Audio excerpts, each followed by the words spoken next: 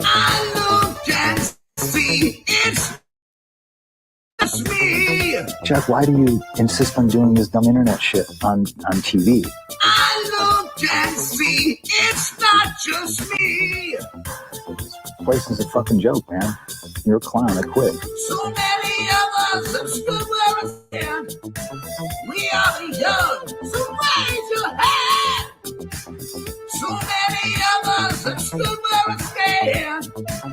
We are the young, so raise your hand.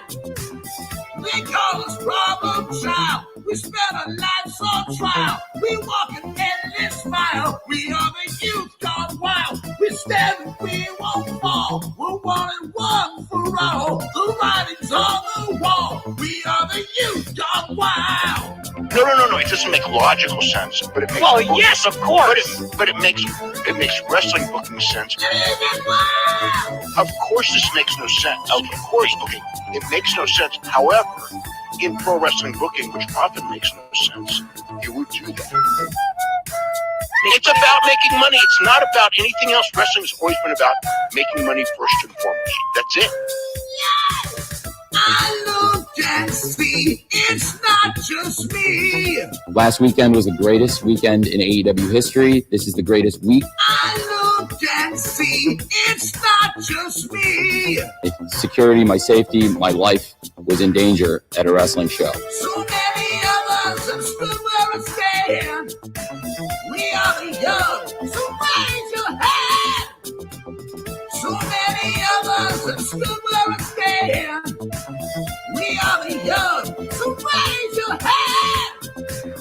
They call us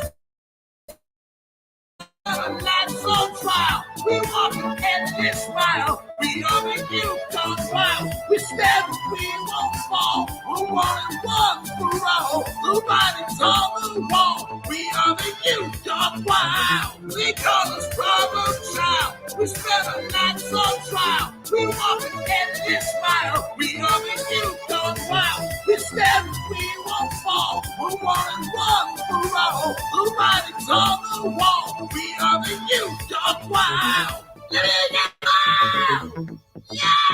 If you're familiar with how we do things often here on these Wednesdays, it's a lot like one of my favorite movies, Tonga. What?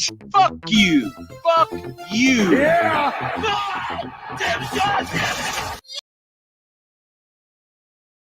Ooh, what's happening, guys? Welcome to another eclectic edition of PWT live show. Yeah, where's my noise? How are you guys doing? It's Saturday.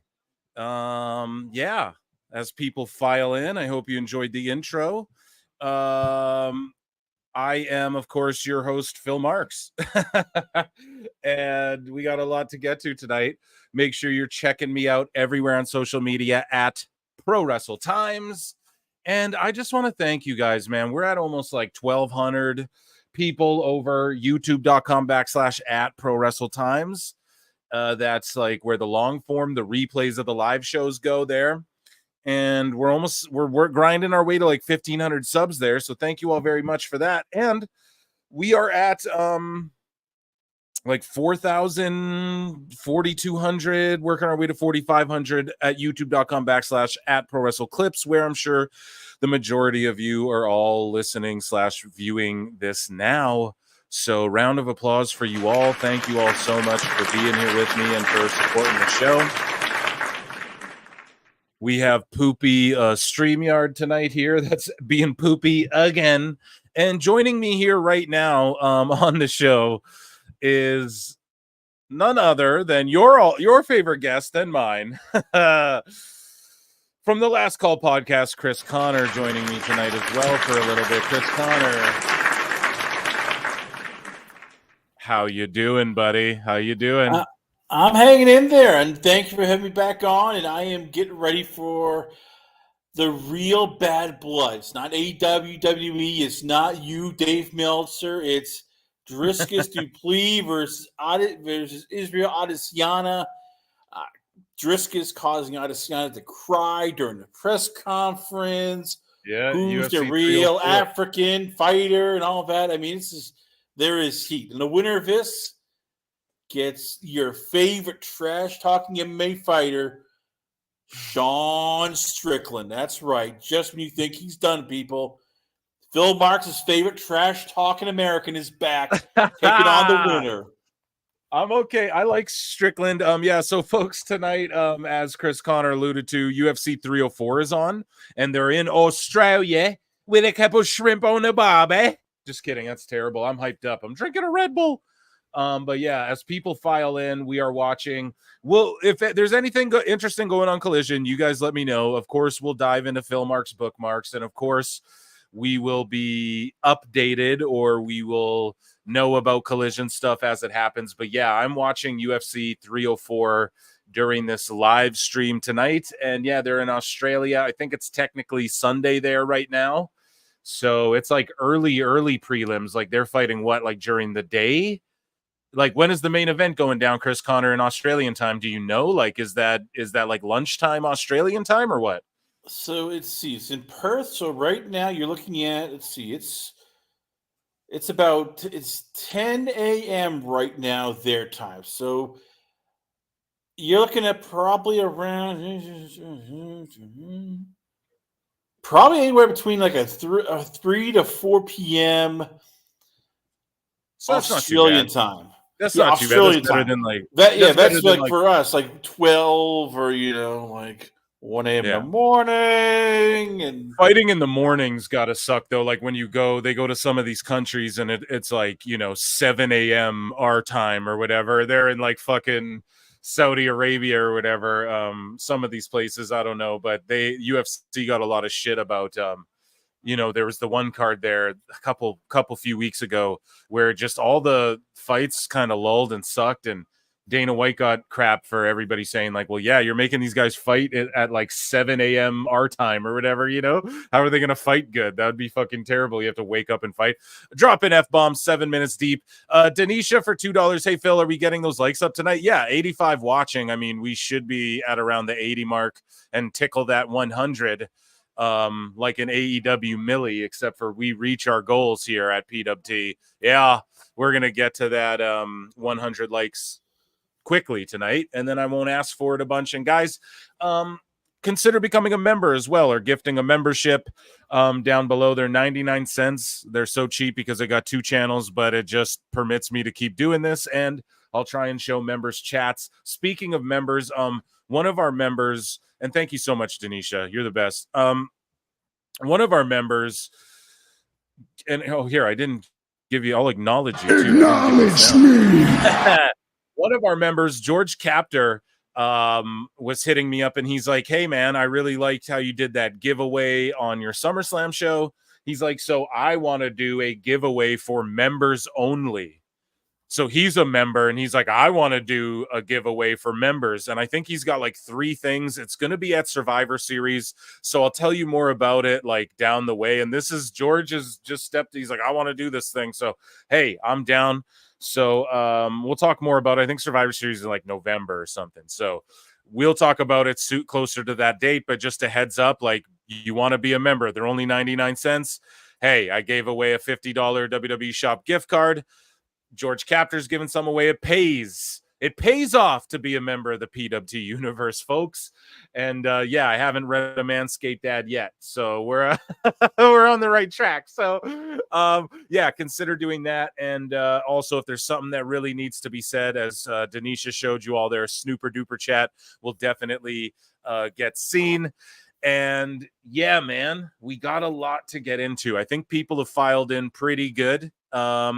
Chris Connor, what else you got going on tonight before, or actually, let me talk about this with you. So, we got in some, we go back and forth a lot. That's why I enjoy you. That's why I enjoy having you on the show. And we got in our little Tonga twins debate there, and it irked a lot of people. Some people loved it. Some people were like, oh man, fuck Chris Connor. Some people were like, oh, Phil, you're wrong. But at the end of the day, what came of it? We have lunch.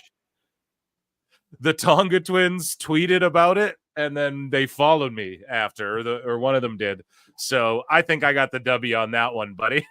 Oh yes, let me guess. You're probably like the president of a Tonga Twins fan club. Like, hey, You know what? Tonga Twins rule. Yeah, like a T-shirt, like Tonga Twins for life and everything. Yeah, Hey, good for dude. you. You know what? It's Let's you go, and a couple dude. other people. The rest of us are looking to go. Tonga Twins need a lot more seasoning.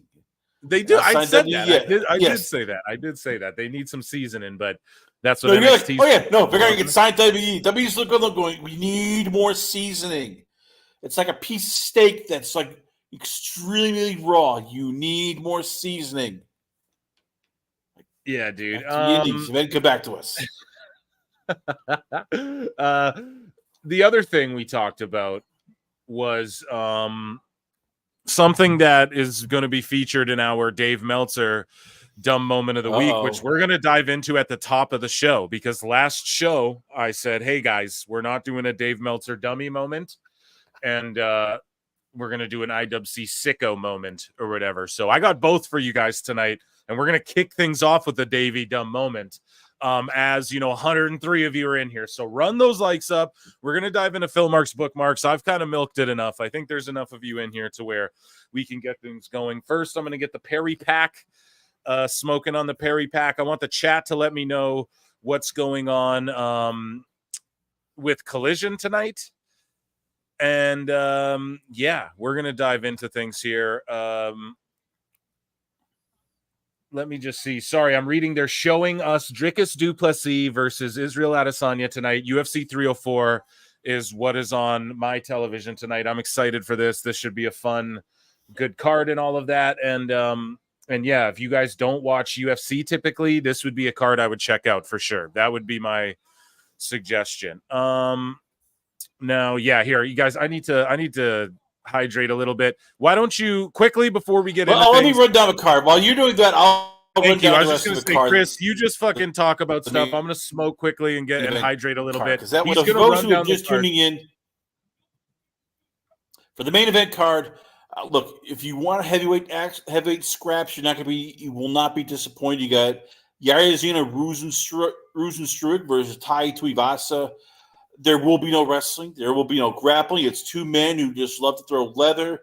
We talked to Biggie Boy on the show. He's already saying that he is getting a first-round knockout. I know the people I talk to who are very close to Tai Tuivasa feel that this is the last shot for him. If he loses, it's probably he's done with the UFC. Even though he's an action pack fighter, Is that what Ty said? That's the feeling from his camp. Look, Wow. he's lost what 4 straight fights now by knockout, 5th straight fight. It might be time for him, because how do you come back after 5 straight knockout losses? Yeah, dude, he can bang. I'll chug a beer for him in Minecraft tonight. But yeah, we got Kai Kara France versus Steve Urseg. We got Mateusz Gamrot versus Dan Hooker. We got Rosenstruik versus Tuivasa, and Li Jing Liang is also in a fight. This is a phenomenal card. If you guys are into MMA, go and check that out. If you guys are watching Collision, keep us updated for sure on what's going on. But yeah, that heavyweight fight. Let's check out what chat's doing, guys, and then first here, already did, sir. Good episode title. Thank you, sir. Rabid Platypus, you too, man. Good name. Yeet. Yeet. Guys, show some love to Brad Becker. He just got out of an intense surgery. So chat, show some love for Brad Becker, and he's doing good. He's been DMing me. It's good to see you're here, Brad. Makes me happy to know that you're taking your time to come hang out here. We got Michael Drouillard, who won our gift card, our $50 WWE shop gift card. Everyone hit that like button. We got Denisha here. We got Brad. And yeah, here I shared the link as well. If you guys want to just tweet it out or DM it, excuse me. So we got George Captor. He's doing we talked about that. He's going to do some sort of giveaway. We don't deserve Phil. No, I don't deserve you guys. Flutes. Meltzer deserves me, actually. So we got Flutes. Sorry, guys. I'm skimming through. I'm trying to get caught up. We got Jonesy. What up? Wrestle Russ Poop or Pop. Either way, both are accepted. Lurking for view time tonight. I'll listen to the replay soon. Enjoy. Oh, thank you, dude. Thank you. Lurking for the view time. I really do appreciate that. Guys, I'm skimming through. I'm so sorry. Shadow Bat Ash, good to see you. We love a good disagreement. Yes, absolutely, guys. Lincoln Hawk. popping. Yes, let's go, Philly Phil. What's good, my guy? It's good to see you. And then Shaggy Filth gifts 5 memberships. Oh my god, what an absolute, that we have to give a round of applause. So hopefully the people who got those are either the, oh my god, and then he gifted another 5 memberships. Oh my goodness. Let me air horns them. I don't know if you guys can hear that, but yes, I absolutely appreciate that so much. Shaggy Filth 73, and yeah, those memberships, hopefully they went to the biggest haters or the names that we see in here who don't have the memberships. Thank you. Thanks for the gift sub. So that's Whitest Rabbit. Awesome. Free your head. I don't know if that's what you're going for, but amazing to Nikki P. Yeah, so that's how we do here, man. That's how we get down here. Nikki P. Here we go, guys. Okay, so let's get the show underway. Let's dive into Phil Marks bookmarks, and I will show you guys here how it is now set up, right? Because we got the blue check, and so I got these sections, right? We got AEW news, we got IWC sickos, we got WWE news, Dave Meltzer, miscellaneous memes. We're jumping in all these tonight. Yeah. So let's start. I told you guys it is time for everybody's favorite segment in all of pro wrestling podcasting media, and it is called Dave Meltzer's Dumb Moment of the Week. See, even StreamYard gave me that one. They're like, we're not fucking you on that one. So basically what happened was you and I, Chris Connor, we got into a debate as well on X about, and I covered it a bit on the show, about how, you know, Jacob's injuries kayfabe, man. They just, like, maybe he's a little banged up. Maybe he's a little banged up or something, but the whole boot and all of that, like, they just couldn't have Roman return and then collide with fucking Jacob. Like, that's what it was. So then Dave here's what I had to say about it, putting myself over. But for real, like, come on. I'm saying this stuff. I'm ranting and raving. Dave takes it to the next level and says, you know, they're keeping them as far apart as they can right now so that they don't touch, because they can't touch forever. And he makes it, I have it somewhere, but he agrees, though, WWE don't want Fatu and Roman Reigns together right now so that Fatu doesn't have to sell big for him, or vice versa, which he left out, which I felt was true. But just, hey, man, you guys know it. When it comes to this bloodline story, I'm never going to fantasy mark book it. Nobody will, better than they're telling it and doing it. So I was like, hey, man, you can't have Roman return to Jacob. And I'm not saying keep them away forever, but at that moment in time, you couldn't have Jacob just like selling for Roman and shit. So they did the leg thing. So now everybody runs with it. Dave goes, they're keeping them far away from each other. The plans are, he goes in on it. I think I have it down here. He talks about, you know, let's see. He had a quote on it, I believe. Yeah, they're basically trying to have Jacob Fatu completely avoid Roman Reigns. Now, I never said that shit. I was like, because when they do collide, it's going to be monstrous, and he's going to be the difference maker to where Roman is beating the right. So, guys, at fucking SummerSlam, what happened? Roman beats them down. SmackDown, what happens? Roman beats them down.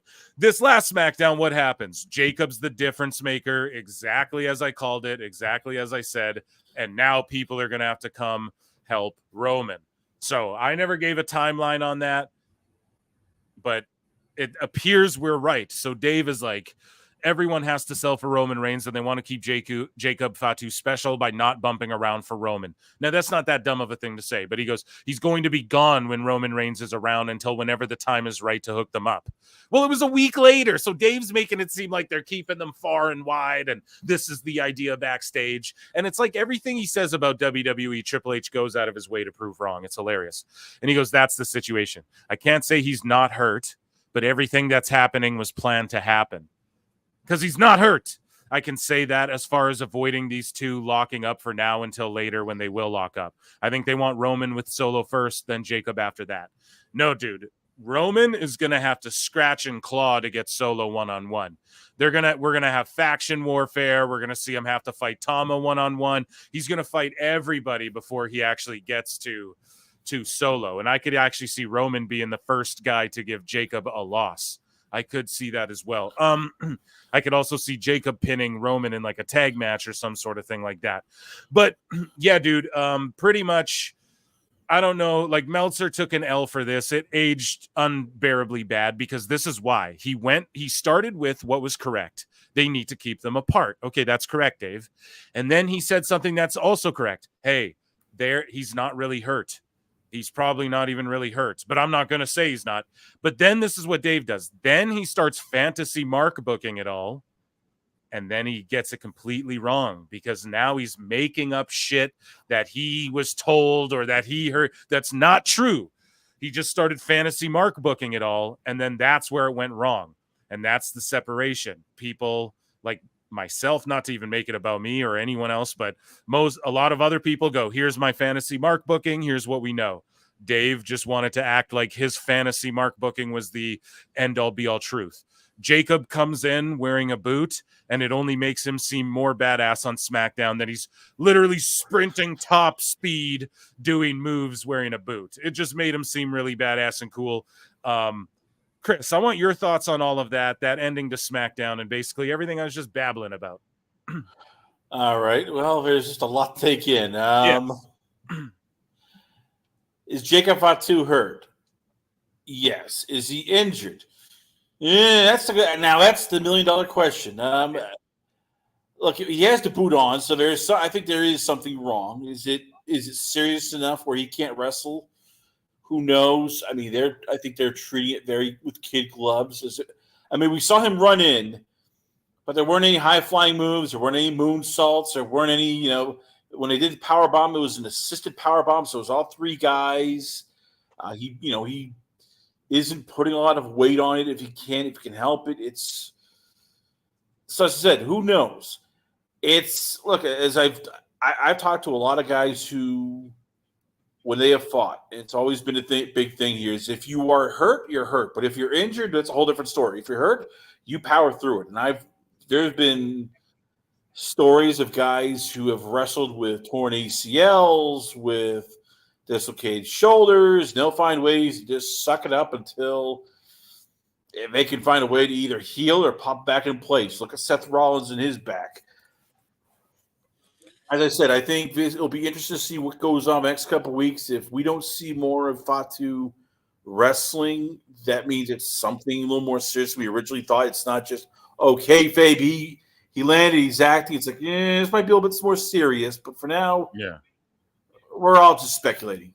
I think it is. I think he's going to power through it. I think they're going to treat it with kid gloves. And it's basically like, well, you're whistling past a graveyard and hoping that this thing sort of heals on its own without surgery or rehab. And it's just like, well, it's a bone bruise and it goes away with just rest and, recovery. Lots of meds. For the folks in the audience tonight, what I want you to take away from my little breakdown, because there's not much more I can say. Like, it is what it is. Everyone's cooking. Your breakdown is Meltzer's wrong. You're going to do a slap fight. You want to take off the gloves, and you want to start slapping around. That's what you want to do. I know you're trying to be like every Canadian, you're trying to be very nice and polite. Just let it go, Phil. Let it go. Just grab the glove, walk up to go. I challenge you to a duel, sir, and just start slapping around with the right hand. I would never do that. Backhand. Yes, you can. I know you want to. I could, but I wouldn't. Why not? Here's the thing. Because he's an old man, dude. He's old as shit. He doesn't even know. But here's the thing. I just want you guys to take this away from it. It's when Dave started fantasy mark booking and then trying to claim that his make-believe shit was also facts. That's where the disconnect happens. It's every time. So just notice that, right? Because you can't point it out every time. I'll go insane doing it, but that's what it is. He's right about maybe he's probably not hurt, but he starts fantasy mark booking. They're going to keep him away until the time is right. And it's like, well, yeah, obviously, but the time is right. Could be in a week, 2 weeks, just based on the return, what we know, because we saw it. We saw the return. I'm speaking in hindsight, right? I'm speaking based off what I fucking saw. Roman came back. He had to beat everyone up. Jacob's been killing everyone for weeks. He can't beat up Roman. Roman can't beat him up for this week or next, whatever. But this is where Dave's shit always ages badly, because he thinks his fantasy shit is true. And now I don't know what happened here, but we're going to play literally another flute. That's right. Because Dave goes even dumber, dude. He gets even dumber. And as the title indicates, Dave Meltzer's a lying scumbag. Now, this is where it gets into scumbag territory. Now, I want to take you guys back not long ago when Dave Meltzer did something similar when in regards to Pat McAfee, when they did the little Wyatt Six thing, and then, Pat's not on TV. And Dave Meltzer just fantasy mark books it and goes out on a limb, whereas most rational people said, okay, we'll wait and see why McAfee wasn't on TV if it had something to do with Bray or whatever. Dave just goes out and says, it's because the Wyatt stuff, it's what it is. And then McAfee makes a statement saying, oh, my father-in-law passed away, or mother-in-law. And again, our condolences for that. So this isn't just like a one-time thing, right? I bring that up to remind you guys, this was only like a couple months ago. He botched that. Okay. Now, when it comes to one half of the Wild Samoans, Afa, R.I.P. Sika, who recently passed away as well. Afa just passed away. Our deepest condolences here from the PWT universe to the Anawai family, Fatu, everyone, the Tongans, all the bloodline, all of our best wishes with you guys and your families, of course. But Dave goes out. So Afa's in the hospital, right?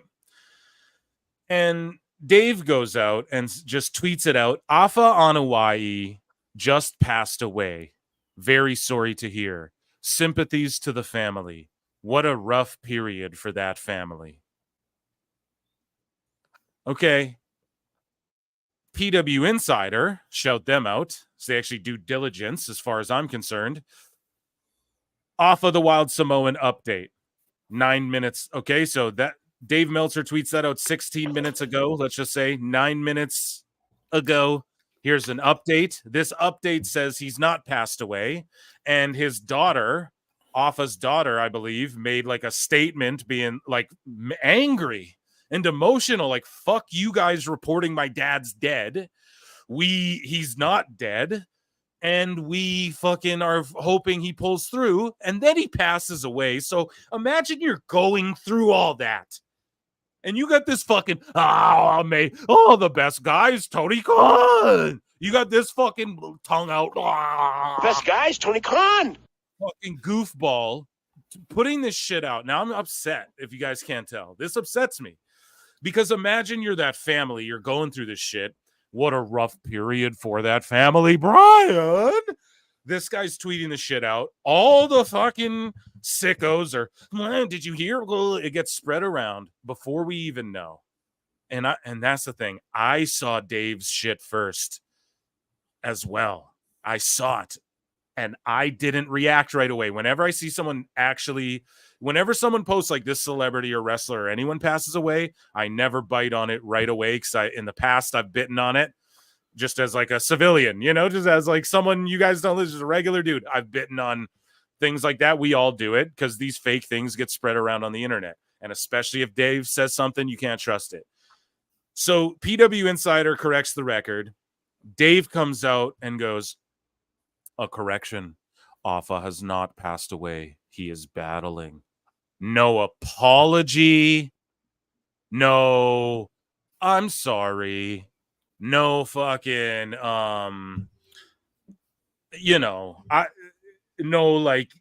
I the information I was given was whatever. Fucking Mark.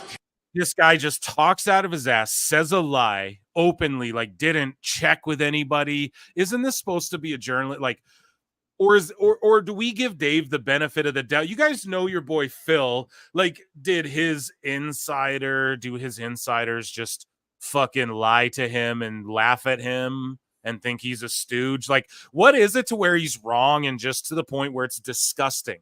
Like, it's now just at the point where it's just, we're crossing over into like, you're affecting people's lives, bro. You're saying this shit, putting that juju out there. They're all in the room hoping he pulls through, and you're just like putting shit out there. I don't fucking know. This is disgusting. I have other people covering it as well. Chris Connor, I would like your thoughts on this incredible botch. And then I have some other people's comments on it. And there's other dirt sheets saying like wrestling. I don't want to call someone out that isn't the right one, but there's like a big time AEW wrestling features or one of these ones, right? And they went out publicly and were like, we will no longer refer to Dave or cite Dave or whatever, because they regurgitate the shit too for clicks, and it gets fucking, they look stupid and they end up stepping in shit, and the backlash, it's not worth it. It affects people to where like his daughter's got to go publicly like, man, hey Dirty, shut the fuck up. Like, no, guys, stop saying this. Crazy, man. So yeah, Chris, I want your thoughts on this. Basically, this epic botch, the biggest botch of all time for Dave Meltzer.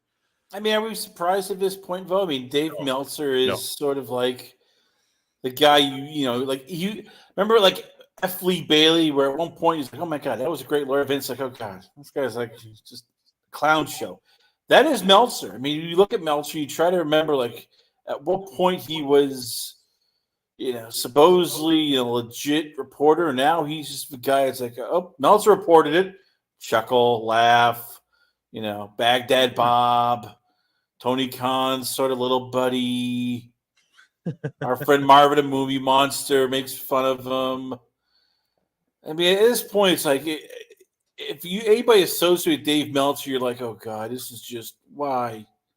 It's fucking embarrassing, man, and it's a That's disgrace. why I want to know, when will you go up? And I said forehand, backhand, just take off the glove and just slap him.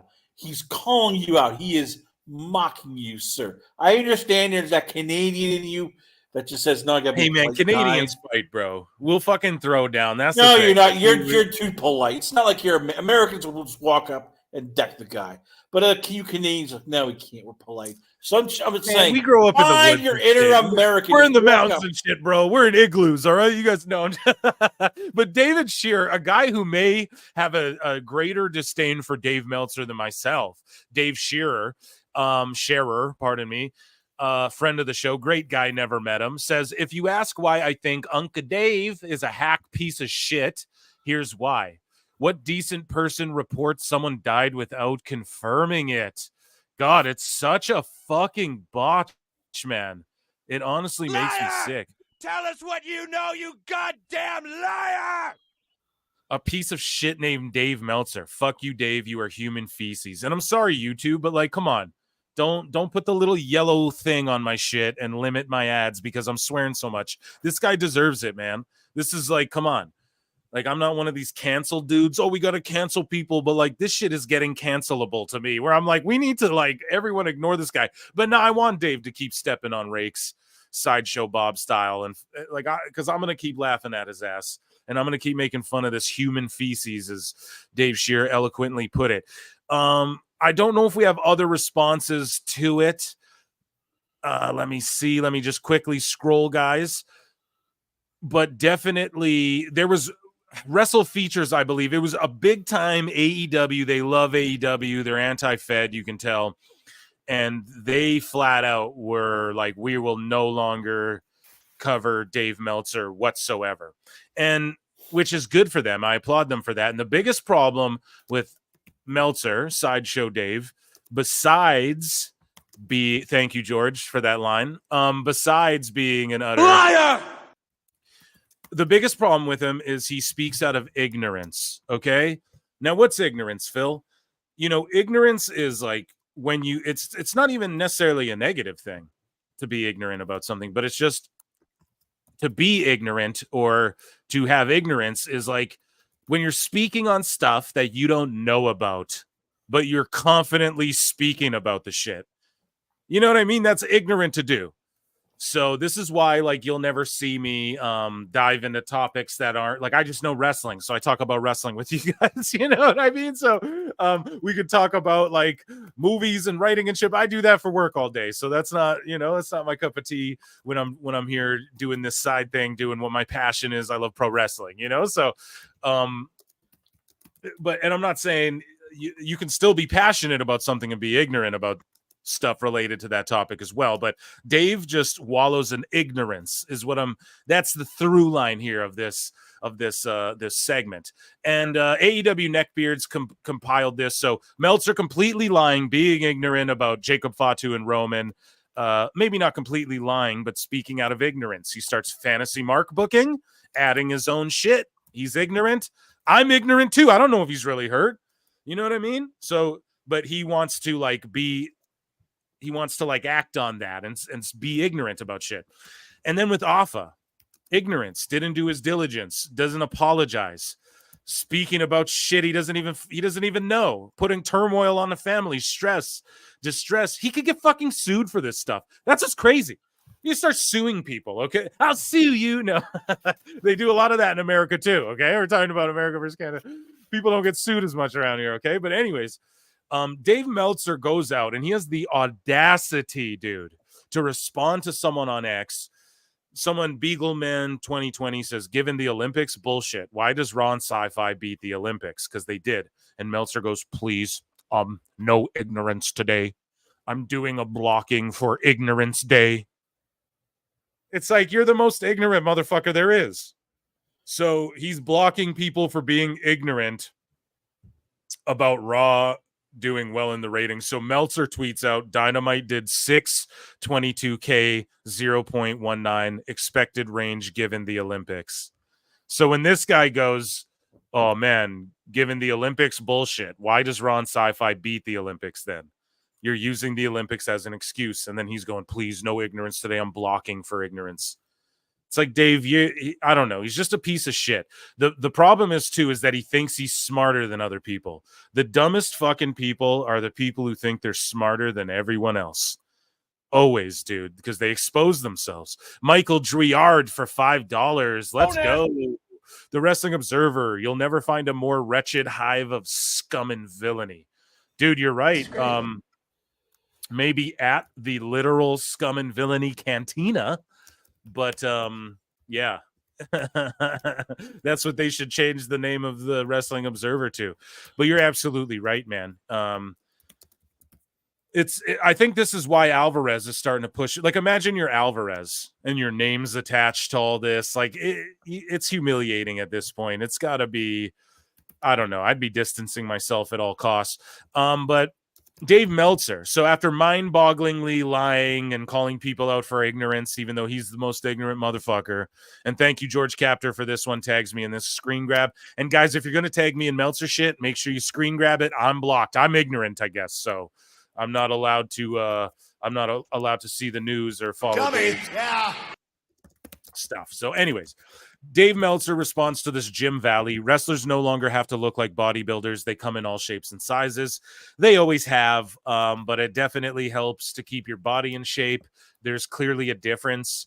Also, just being in shape is healthy for you and stuff. And I'm not knocking anybody who isn't, man. Do your thing. Be happy. But what I'm saying is, when the job is like, hey, I'm this big burly guy who fucks people up, that's what it's supposed to be like, you know. We'll take the heavyweights in the UFC. There's a reason they all look like Roy Nelsons now for the most, and they're all mostly chunkier dudes going in there because USADA and all that. The drug testing eliminated, right? But the heavyweight division's also been less exciting. So there's a reason for that. Now, I'm not saying do needle steroids in your ass. We've covered it on the show, though. You can healthily do like steroids. The whole problem with drug testing, not problem, but like there's stuff you can go into Popeyes, buy over the counter that'll get you fucking swolled up and jacked. That help you anyways. You got to put work in. That's how you do that. But you can do that where you'll fail a drug test if you're in like a professional sporting, you know, like, so it's not like steroids aren't like it used to be in the 80s and stuff. So I'm not saying, yeah, go to WWE and get juicy. But when Gunther shapes up And then Meltzer criticizes him and goes, "Oh, he just looks like everyone else." And it's like, man, you're hating on this dude for like getting the healthiest he's ever been. Look up Jacob Fatu. Are you gonna hate on a man who like got hit? Because dude, with Fatu, to me, in my mind, I went, he's in a part of his career where he's already given a lot of his body to the business. And by the time he gets to WWE, they're just going to have him doing the slow style. Nah. He shows up and he's on that Tonga diet and he's like faster than he's like faster than I remember him. He's like, can jump higher. He's a freak now. And it's like, you can never hate on people for like doing that, bro. I don't know why. I don't know. It triggers Dave. He's always hating on people. I don't know if because he's like he's always working out, but I don't know. So Meltzer goes, it boggles my mind people don't get Ishii. No, we get him, bro. It's just that he's an old legend where when he's no-selling the world champion Swerve Strickland, it fucking sucks and is dumb and doesn't make sense. And it buries everyone. Okay? So we get it, bro. But like, and also you can't knock the people who don't get it, who don't watch New Japan 10 and 15 years ago, Dave. Jesus. Incredible seller. Watch people post no-sell clips and miss entirely what I said. Yeah, Dave. So this is the argument with Cassidy. Yes, if you can do things incredibly well, then it pisses people off when you do them poorly because it means you know how to do the thing but don't do the thing. Now, I'm okay with people with gimmicks like Orange Cassidy. I am. It's just the way they've been booked and presented and utilized and featured as like these serious competitors. No, it's not supposed to be that way. So your world champion shouldn't be on Collision being no-sold by Ishii. What should happen is Ishii should come in being presented for weeks as like, oh, this New Japan legend, and then fucking Swerve just beats him. And then you might be like, well, what does that do for New Japan? Well, nothing, because Ishii's not a main guy in fucking New Japan either. Like, that's the thing, dude. So anyways, Dave goes, timing like you wouldn't believe. If there was an art form for the term knowing when to do what, he's Van Gogh. Shut up, bitch. Meltzer just called him Van Gogh, dude. LC Killer for $2 says, why anybody don't take Dave to court? They're gonna, dude. This is what I said about the whole Logan Paul boxer controversy with the Olympic stuff. When you are fucking, if she sues him and wins, bro, all these IWC accounts are about to start disappearing because they talk way more shit than that about people without facts, dude. And it's like, I mean, if this sets a precedent of that's what a cyber attack is, dude, these fucking IWC people are getting sued left, right, and center. Shadow Bat Ash for $5. Thank you so much.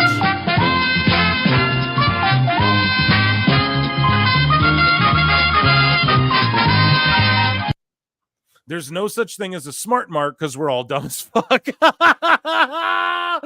my God, that is Dummy. Yeah.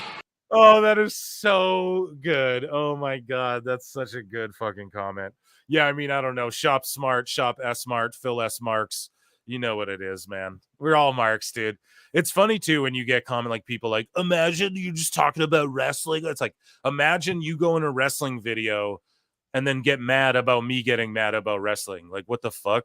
It's like inception of silliness. But yeah, dude, we're all marks. So it's only, yeah, guys, there's 203 in the chat. What are the likes at? We better be at 100 likes. 68 likes. What the fuck? There's 200 people watching the show. Run those likes up to 100. Oh my God.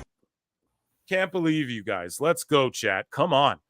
I'm going off on Dave, dude. I almost said some like I was really biting my tongue. So when's the fight going to happen? I want to know, when will there be a Phil Marks versus Dave fight? Just you walk up, you take off the glove, you slap him, and say, no, it's not going to go down that way. You have this weird fantasy. You have this weird fantasy where we're going to like duel, or like I walk around wearing gloves and I'm going to like duel them and like I duel you at 10 paces. No, dude, yes. No.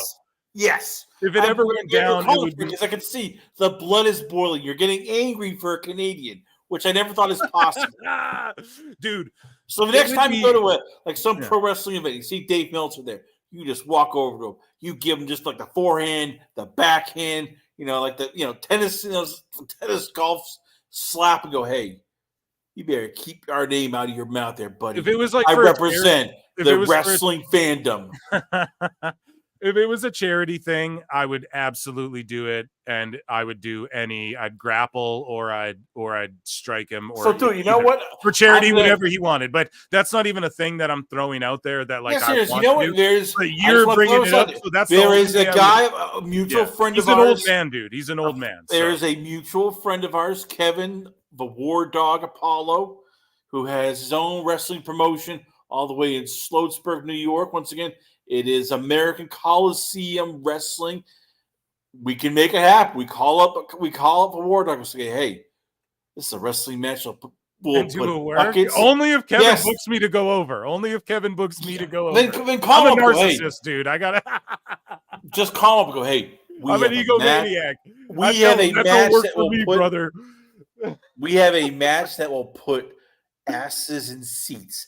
It is Phil Marks versus Dave Meltzer in a tuxedo street fight. There you go. Call right now. We make the call. You know what Kevin Apollo and I do. We'll make that call right now. Go, Kevin. Phil Marks versus Dave Meltzer in a tuxedo street fight match. I would never bump for Meltzer. That's the only thing. If there was an art form, he's Van Gogh. So he called Ishii Van Gogh. That's so funny. You're so funny, Chris. Okay, so AEW Neckbeards says this angle would have made more sense to Dave if they just started fighting in no-selling Canadian destroyers. So Dave Meltzer starts talking about recently. He made a couple comments about how Kevin Owens and the IWC is in an uproar about Kevin Owens and Cody Rhodes, basically saying like, I don't like this feud because, or like this match or this build up because Kevin Owens and him are just friends and they're just challenging each other. Because meanwhile, I think it's perfect. This is just like a little side. This is just like a side note, a side quest for Cody where it's not people beating him down and attacking him and swerving him and breaking his trust. It's just him challenging a dude, like for once, like just a match. Meanwhile, it's in Berlin where Gunther has the heat and all of that. I think this is the way, because Gunther's the focal point of this show. I think it's a smart idea to do. It's a short mini program, a few weeks. It plays, it's like a B story to the main A story stuff that's going on. I don't mind it whatsoever. And we could totally see like the bloodline just fuck it all up too, to where like Cody doesn't pin KO. Or like, here's the other thing too. KO's in his stage of his career where like what? He's going to go on these big world title runs again, like maybe one more, but he's, you know, he's just giving back. He's doing his thing. He's making lots of money. He wrestled Stone Cold at Mania. He's been the world champ. What the fuck else is he going to do? Didn't he wrestle Goldberg or something, dude? Like, like the dude is, he's, I think he did, right? What did he wrestle Goldberg? Like the man, Kevin Owens he's done it all. I mean, it's time. He's just one of these guys where he's just over. He doesn't really need to ever do. He can just lose to LA Knight, help get him over more. Cody, help get him over more. That sort of thing. And it doesn't really hurt him in any way. I like this a lot. And then Ant Evans comments underneath here, who's a Dave Meltzer's friend, actually. But he's okay with people going hard at Meltzer. A friend of ours as well, friend of mine. And he's okay with people going hard at Meltzer. But he goes, to be honest, no one should sell a Canadian destroyer. Move makes 0 sense and relies 100% on the acrobatic cooperation of the opponent. Silly move. He's right. But Meltzer says, this was actually one of the weirdest angles I've ever seen. So, like, not weirder than, like, babyface Swerve invading Cribs and then becoming a babyface. Or, like, you know, like, there's so many weird, goofy fucking storylines in AEW, or angles, rather, as Dave calls them. Angle, it was an angle show, it was an angle fish. But Dave goes, you should always be going for a championship. A guy offers you a championship match and you're going in there and turning it down. That is like, makes no sense. And he is, I'll give him a bit of credit for that. It's true. But if you put it in the context of like how I explained it for Kevin Owens, where he's like, man, my friend's got the world title and he's like the best dude in the world, I'm going to go for that. But at the same time, Dave's a little right. Like, that's always the underlying thing of pro wrestling, is everyone's trying to win a championship in their divisions. Right. So that's why when AEW just makes their whole shit about that, it's super boring because we're like, well, we know that every sport is everyone trying to be the best. So, like, what about you makes you larger than life, you know? So, anyways, though, Dave goes, you talk about something that makes no sense. This makes no sense. But like, you talk about something that makes no sense in compared to what? AEW? Like, the problem, Dave, is that WWE can get away with this a little more because they have so much good shit going on. So to focus on the one bad thing and really go hard on it, I know it's easy to do that, but in compared to what? Like the shit we're clowning on AEW. That's what he's referring to when he goes, you talk about makes no sense. So makes no sense compared to all these shit stories in AEW where, for instance, they just had in a trios match, or they have coming up, right? It's fucking Dustin Rhodes, who's one of the 6-man ROH tag champs. Tonight on Collision, he's teaming up with I fucking forget. God, someone tell me in the chat. So they have Dustin Rhodes, who just won the 6-man tag titles, teaming up with Sammy Guevara, who just returned to Ring of Honor, made his debut there. And on Collision tonight in AEW, they're teaming up for the tag titles, for the ROH tag titles against Matt Bennett or Mike Bennett and fucking the other guy, Matt Taven, right? The Kingdom. So they have 1/3 of the Ring of Honor 6-man tag champs and fucking Guevara, who saved Rhodes from an attack from the Kingdom, teaming up in a tag title match for the Ring of Honor tag titles on Collision.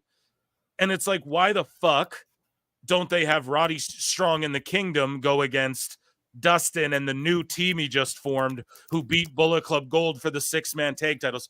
I know what I'm saying is so dumb and hard to follow, but I can follow it, but it's so fucking dumb and hurts my brain. But like, that makes no sense. And that's just like a one little thing. Whereas like, if you take like, what's the underlying story in WWE? Maybe like the Gable shit. Look how compelling that shit is.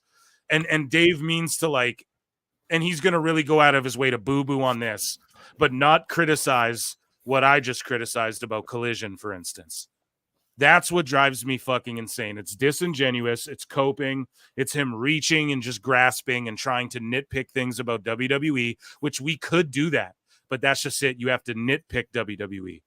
For the most part, there's nothing really that egregious going on in WWE. And I'm only comparing the two because that's what Dave's doing.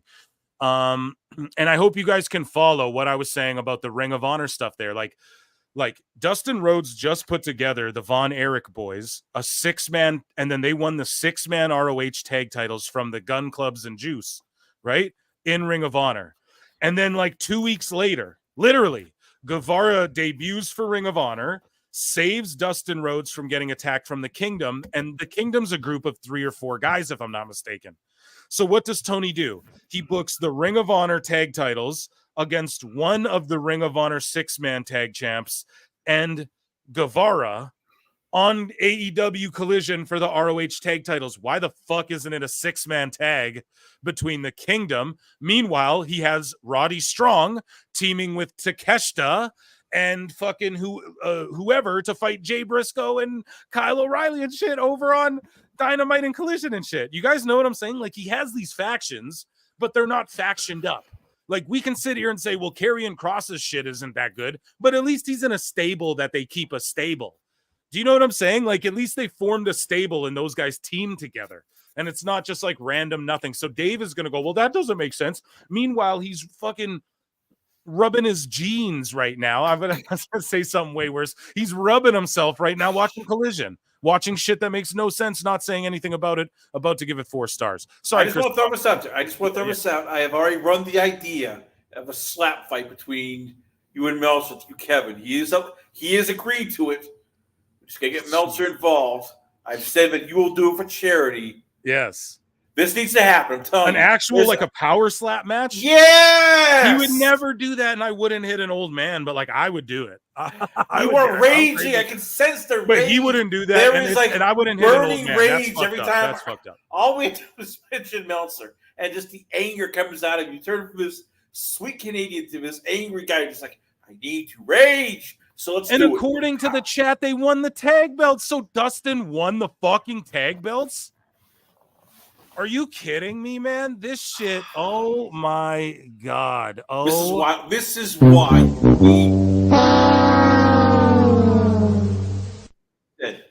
why we go to Dave. Go look, power slap. We'll give you like puffy gloves. So this way it doesn't hurt too much, but you can get your rage. We'll do it for charity.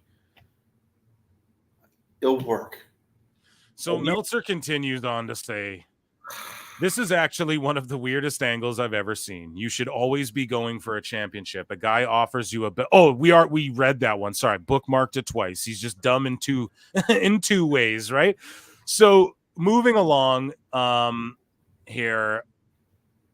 I mean, God, Dave, yeah, you just irked the shit out of me. This is a crazy one. So in response, we're talking about ratings to this week's WWE NXT ratings. Dave Meltzer has said that WWE should have kept the NXT championship on Trick Williams, who has so much more charisma than potential number one contender Joe Hendry. Here's my whole thing. Ready? The North, Josh Alexander has beef with Joe Hendry on TNA right now.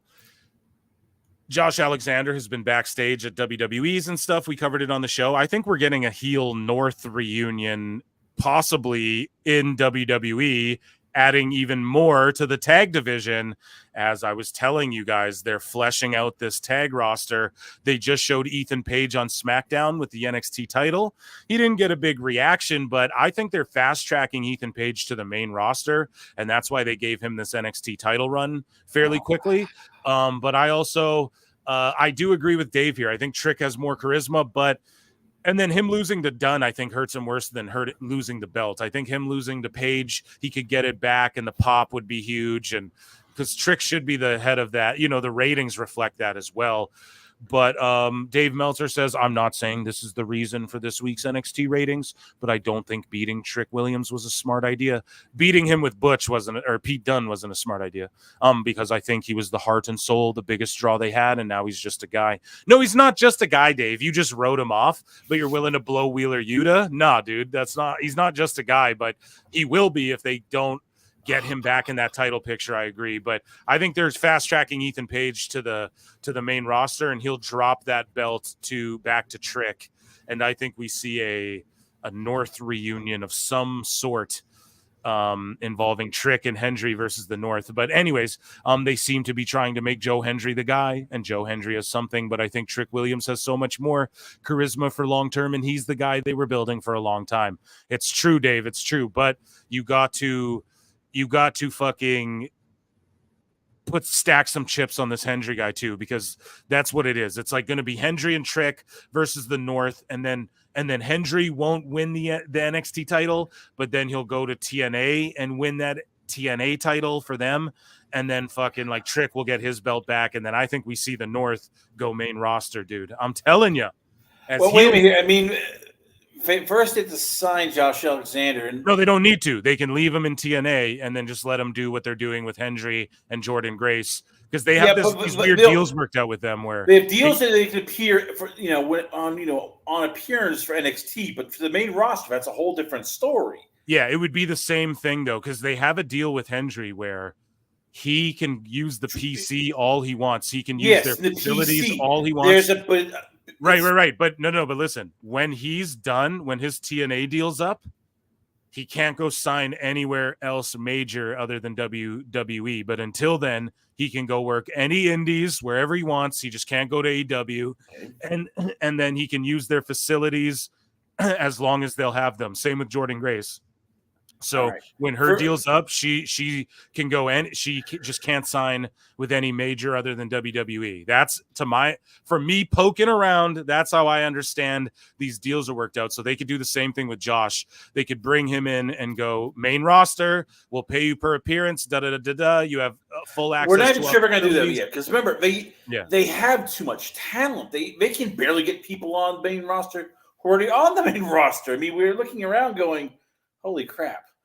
I mean, there's weeks where we don't even see like Bianca Belair and Jade because, tag titles aren't there. We got to get, Blair Davenport versus Naomi, I mean, there's just not enough room. There's purely not enough room. The poor Street Profits times can't get enough room. The only time this week we saw the two guys you like, Pretty Deadly, they came out, they did a really cheesy song and dance, then they got their ass whooped, which basically by Misha, which might as well just show you what WWE thinks of certain tag teams. Like, yes, you got your ass whooped by a woman in a kendo stick. Yeah. You ever thought that happened to him? Oh, man. No. So just stop it. The only thing, you know what? There's a better chance right now of you and Meltzer in a wrestling match. Oh my God, this guy won't let that shit go. Versus any WWE tag teams headlining a WrestleMania main event. I don't think any like a tag team match did headline WrestleMania this past WrestleMania. Also headlined the first ever WrestleMania, but not an established tag team like, oh yes, we're throwing together a bunch of singles here, guys. But that could happen one day. But we don't know yet. I'm not saying that would ever happen. I like when it's a big singles for the world. Jack Perry built like Jim Day wasn't an option. I don't know. He gets shaped up, bro. He's got a good physique. He's just a little dude, man. How tall is he? Like 5'3"? What are we? Thank you, Andre. George Captor says, Phil, we have some people from Australia in the chat, and they're not sure if AEW even airs in some parts there. I mean, does that shock you? I have no idea. They live there. They'd have to tell me whether or not it airs there, because I have no idea, but it wouldn't shock me in the least. Yeah, so we're going to talk about their stadium show and all of that in just a moment here. And I actually have the next thing pulled up, but just my last thoughts on this Joe Hendry, Josh Alexander stuff. I just see the stories interweaving because you got Paige has heat with Hendry on NXT, and then Alexander has heat with Hendry over on TNA, and it just makes sense that that's what they're going to. I mean, what else I don't know. Why wouldn't it happen? Why wouldn't they cross over? And because for right now, and they don't even need to stay a tag team. They can stay singles, but they could just reunite like one night for like a big NXT show against Trick and Joe, and then the stipulation could be if Trick and Joe win, then Trick and Joe get respective title shots or something, because I don't know. I see Josh taking that belt off Nemeth just in TNA. I don't know if you guys are following TNA, but I fucking love TNA. So anyways, moving along here, we're talking about the stadium show. Dave Meltzer on AEW's reported plans to host a stadium show in Australia in 2025. That's a big undertaking, an Australia show. I don't know if they'd sell out a major arena in Sydney or Melbourne. Pardon me, I'm saying Cena. Are you sure about that? So, but I think they would do very well. WCW in 2000, when they were dead, still did good numbers in Australia, just because of the scarcity and everything like that. I think first time in, they'd do well. The idea of going to a stadium, man, they don't have the viewership. They don't have the popularity they do in the UK. Yeah, I agree. I think this is desperate times for AEW. I think Tony's hotshot booking the stadiums because this is it. Like, and then we'll talk about what he said later, but they're doing All In Texas. And then he's like, we're going back to London, but it's not a Wembley show and it's not All In. He clarified that. So they're going to go back to London to just like do a Full Gear or something. They're done there. WWE cooked them. Literally, WWE cooked them, and they're not running Wembley anymore. This will be their last Wembley show. So it is kind of sad, but we'll get into the IWC sickos blaming WWE and calling them bullies and all of that in a bit. But I don't know. Dave goes on to say, WWE pulled off 3 stadium shows. They were all successful. UFC pulled off stadium shows there. I don't know. I'm skeptical of it. But then you put over WWE. Like, why can't you say, yeah, because they're actually over there? Maybe they'll pull it off because WWE pulled off somehow because they're huge there. UFC somehow pulled it off because they're huge there, bro. They have a bunch of fucking champions. They have a bunch of fighters from there. They spent a long time building and getting this market bigger and bigger. Fuck Dave. AEW spent no time building this market. They're just hotshot booking goofs, man. And Tony's just doing this thinking he'll match WWE. We'll show them. And then a stadium show in Texas. He can't even sell at the eSport arena in fucking Texas. And he's going to do a stadium show there? How's that going to work? What do you think they sell? What match, Chris Connor, you tell me, what matches could AEW do in 2025 to pull off a stadium show in Texas and have it sell 40,000 tickets? And they're not even going to, they're going to sell maybe, I don't even think they'll sell 20, because what match can they do to pull that off? I want to hear your thoughts, Chris Connor. What match can they do in Australia? What match can AEW do in fucking Texas to draw? I also don't know. I mean, look, my argument is, I've made is, are we even sure that they're going to get their TV deal renewed? I mean, it's August 17th. Still haven't heard word yet. Oh, yeah, we're getting renewed. Yeah, the TV deal is signed. It's like, it was supposed to be, okay, well, they're going to get signed like last year. Didn't get signed. We're going to get signed by the March. No, hasn't been signed by March. Oh, they'll be get done by the end of the Olympics. Well, the Olympics are done. And it's like, well, when? And I keep arguing with people. It's like, you look at most sports deals that get, renewed, and they're usually renewed or they're signed a year or more in advance. Like WWE did, look when they signed their Netflix deal. It was the beginning of the year. And they weren't even, they were basically still had a full year left of running on Monday nights on USA Network. Same thing with Fox. They basically switched. Oh, yeah, we're, December of last year, they announced, yes, we are going to, SmackDown is getting brought to the USA Network. This is December of last year. Yeah. And so, I mean, you're looking at all this stuff, and it's like, the NBA deal just got closed this past, month. And that doesn't even end until the end of 2025. It's like, at some point, when do we go? Well, this is bad. This is really, really right. bad. And we have a super chat from Everett Todd that says, for $2, says, make Jeff Jarrett GM, head of creative. Yeah, I'm going to do this like because, guys, I want to start bringing you guys like some more scripted kind of content too, where I get my friends from the IWC and we sort of break down like, okay, how the fuck are we going to save AEW? Let's say we had to do it right now. So I'm going to do like a little couple videos like that. One of which is how to legitimately save AEW. I know other people do it, but have made videos like that. But I think legitimately I would have good ideas. One of which is, honestly, yes, like, Tony, step back. If you're going to tease and try and bring Shane McMahon in, fucking team him up with Jeff Jarrett.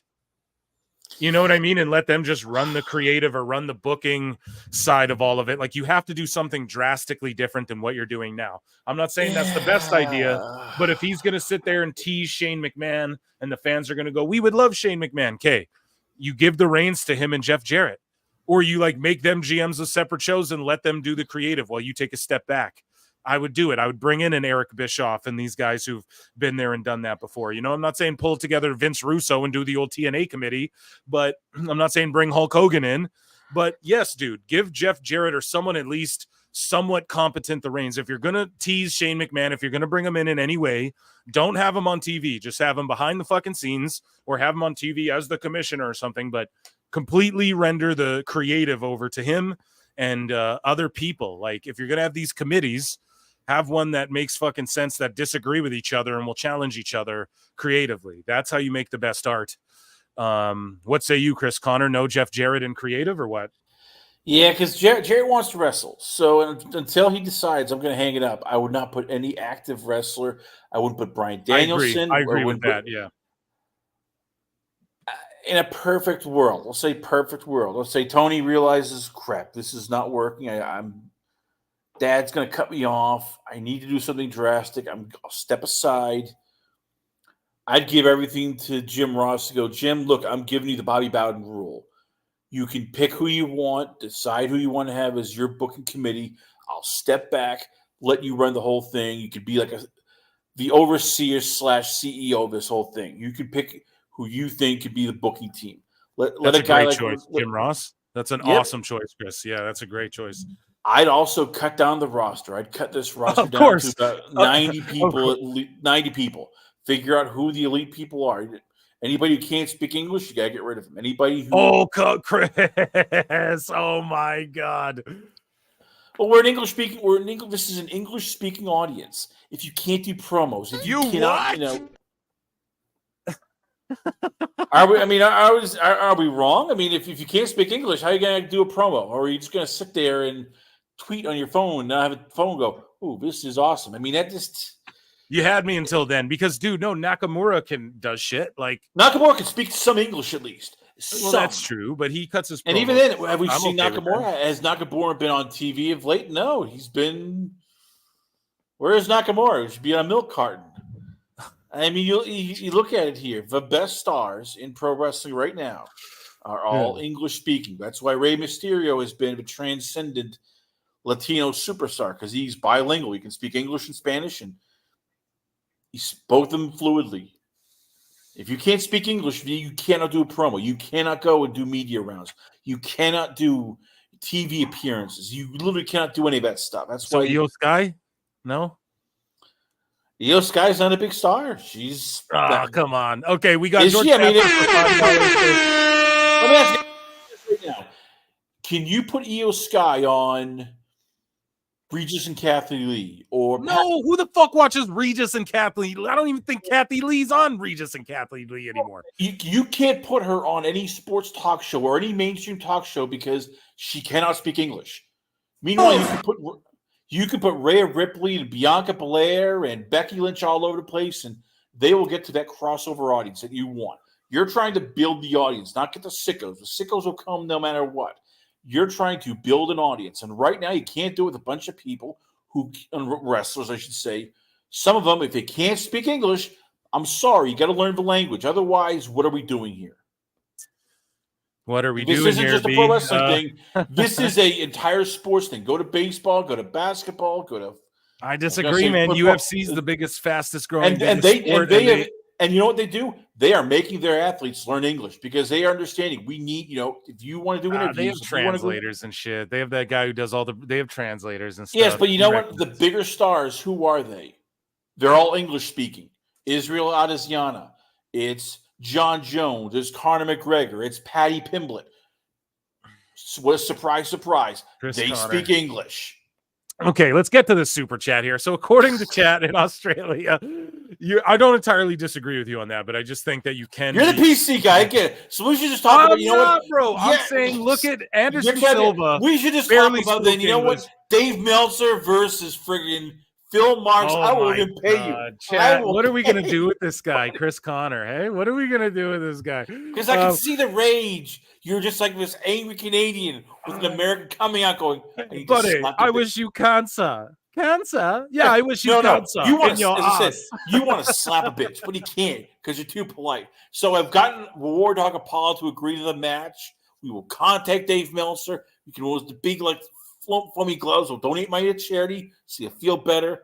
Okay, but just go, Aubrey Edwards has to guest ref it as well. That's the other. How about instead we'll do it in the middle? AEW Neckbeard can be guest referee. Oh, God damn. Okay, so according to chat in Australia, AEW streams only on KO Sports. KO Sports. And we have shrimp on the barbie. Grab a koala bear for KO Sports. No, I'm sorry if that pisses you guys off, but I got to practice my my bits and my characters elsewhere. George, thank you for the super chat and thank you for that information. I don't know the whole setup with Australia. I don't imagine AEW is big anywhere. It is bigger in Canada though, like legit. If you look at their TSN numbers and all that, they do good numbers in Canada, but not attendance wise. They've gone down and down like everywhere else. But yeah, I don't know, man. Meltzer's even skeptical though if they can pull it off, and I don't blame him. So Meltzer, though, being skeptical about things, the Young Bucks being absent from AEW TV the past couple weeks had long been scheduled as time off to sell the injuries from Blood and Guts. But then they were on TV after Blood and Guts. So no, it wasn't. No, it wasn't at all. They were on TV after Blood and Guts, not selling shit. And then Meltzer goes, despite their new contracts calling for less dates. So they re-signed new NBA level deals. WWE didn't want them at all, or we would have heard the bit of, and their executives, they get NBA level 7-figure fucking deals and they get even less dates, even though they're the shits and they fucking destroy the ratings when they're on television. which we're going to get into in our AEW news. So Meltzer saying they won't be on every Dynamite between now and the end of the year. You have Wembley coming up, your biggest show, and they're in a random 3-way tag match. No payoff to them attacking Tony Khan, nothing. They're in a random 3-way tag match wrestling FTR again. They're doing less dates, apparently to sell injuries that they were selling on TV already right before All In. And this is their I don't understand. Like, this is all so dumb. Tony's giving them even more money. Oh my God, this is great. The Young Bucks, they're amazing. Best guys, Tony Khan. A huge fail, man. Just terrible. And yeah, fuck these guys. They drain your drain your ratings. They deplete them. They make people turn the show off. They're not good. They've been exposed. They're not good EVPs either, clearly. And you're giving them NBA level deals again to have less dates, which it's like good for the show, but then they're your tag champs, and then it's leading up to All In, and they attacked you, and the big payoff was your Blood and Guts TV show. It wasn't where Jay Briscoe randomly hit one of the Bucks. I mean, Jack Perry with a chair, with a headshot, chair shot, and instead of using that heat, like now it's like Darby versus Jack Perry and the Bucks against FTR and the Acclaimed in a 3-way tag match randomly at the second All In when they wrestled FTR already. This shit is awful. This shit is terrible. I don't know what to tell you guys. All In is going to be one of the greatest PWT live shows ever, because it's going to be so funny how hard I roast this shit. And yeah, man, your thoughts on the Bucks taking time off, dude, right before All In? Like, this is the perks of when you're the executive vice president of a company, and the owner loves being your buddy. And Dave Meltzer is basically like the godson of one of their kids, or he's a perks, so they can do whatever they want. If the company goes under, well, screw it. They're still getting paid. They're gonna, they should have moved on. Hashtag Tony picked the wrong guy. He should have backed Cody instead of the Bucks. But this is where we're at, and unfortunately, they're stuck with the Bucks. And it's just as I said, this AEW needs like a hard reset, and I don't know if there's enough time for that. I'm convinced WBD could just go at the end of the year go, hard pass. Yeah. When Cody was in AEW, I always pictured it like, man, in 5 years, he's going to be it's going to be a true challenger. Like, it's going to be Starrcade. Like, Cody's going to do what his dad did. He's going to be his dad, but in a new company with truly some of the best and hot. They were hot wrestlers, man, at that time. Kenny Omega and them and the Bucks and stuff. And I was like, man, these guys won't be selfish. It won't just be a shit show. We're going to see some of the best talent in the world. But yeah, when I started seeing signs of like just hiring all their friends, and then I don't know, you just slowly saw it happening. If you're an objective thinker like myself, I was like, no, this is the opposite of what we said it was going to be or thought it was going to be. And I thought Cody would be the one to be able to straighten it all out. And no, he just left. So that's how bad it is. You're like, damn, I thought he was going to be the one to lead the charge and like recreate it. Like, dude, one day they'll have like their Starrcade and type show, and it'll go head to head, and like they'll do the damn thing. Because Dusty, man, he made a run in Florida and all that shit. Like he blew up territories, man. And I was like, Cody's about to do it, And nah, man, he had to leave, and then he just went and did it for WWE. He just added on top of the, WWE's already surging, and he just came and like transformed them into Super Saiyan Blue and shit. That's all he did, George Captor for $5 says one more. Now it's coming out slowly that many of the AEW talents have limited dates on their contracts. Yep, we are talking about it, George. Thank you so much. Let me give you a round of applause, buddy. Thank you so much for the support of the show, and being here, helping take care of the chat. Yeah, so that's the other thing. A lot of these talents like have limited dates. A lot of them always were as well. Like you took guys like the Boys, right? They were signed to, they were signed to AEW, like Slim J or whatever that guy's name was. He was signed to AEW Ring of Honor as like he couldn't wrestle anywhere else. And they just paid him per like appearance, you know? So he signed to AEW, but it's like he's actually hurting. So there's a lot of cases like that too. And I'm not saying the Boys are hurting, but what I'm saying is that a lot of people, because it's all private, are signed to Tony's not above doing like these different, like WWE, it's pretty standard. We kind of know when people's deals come up, and then they are signed for like 5 years or 3 years or 7 years or whatever. Tony is not. He'll do like all different types of deals for different people. Everyone's special, you know. That's why it's Mickey Mouse, dude. But everything's great. It's a magical, wonderful ride. But yeah, dude, that's why all these deals just kind of come up at these random times as well. Like it's not like, you know, at WWE, you always know kind of when the cuts are coming, when a handful. You notice WWE, there's a bunch of deals coming up kind of at the same time. You know, with Tony Khan, it's not so much like that. You know, it's very unique for a lot of different people. But of course, like, how do you have the structure the way WWE does? But anyways, but as far as the limited dates, though, like as in their time's almost up. Yeah, apparently, was it you, Chris Connor? It was someone telling me a while back on the show. You're going to see it with all these AEW deals coming up, and we're just seeing more and more. They're coming up, and they're testing the waters. Like even Garcia, who clearly still signed with AEW, you know, they're trying to put that bidding war shit on him. You can tell, like they're trying to, even MJF tried to give him that rub, like, oh, who knows where Garcia is going to go. It's like clearly he's staying with AEW, but they want to build that allure and try and work people into getting invested in Garcia. Like, I know that's what they were trying to do with that Garcia shit, was get WWE fans and the WWE drones to start going, oh man, Garcia would be so good in NXT, but no, we didn't do that. We were all like, and yeah, I'm calling myself a drone at this point. Like I've been standing WWE, like everything they've been doing lately, you know. I have been going hard on shit. I have called out a lot of shit, but at the end of the day, like if someone called me a drone, I wouldn't even get mad at it at this point because I've just been so negative on AEW. I tried and they let me down. I was so optimistic like 4 weeks ago, still about AEW, trying my best, put my fucking foot in my mouth because of it.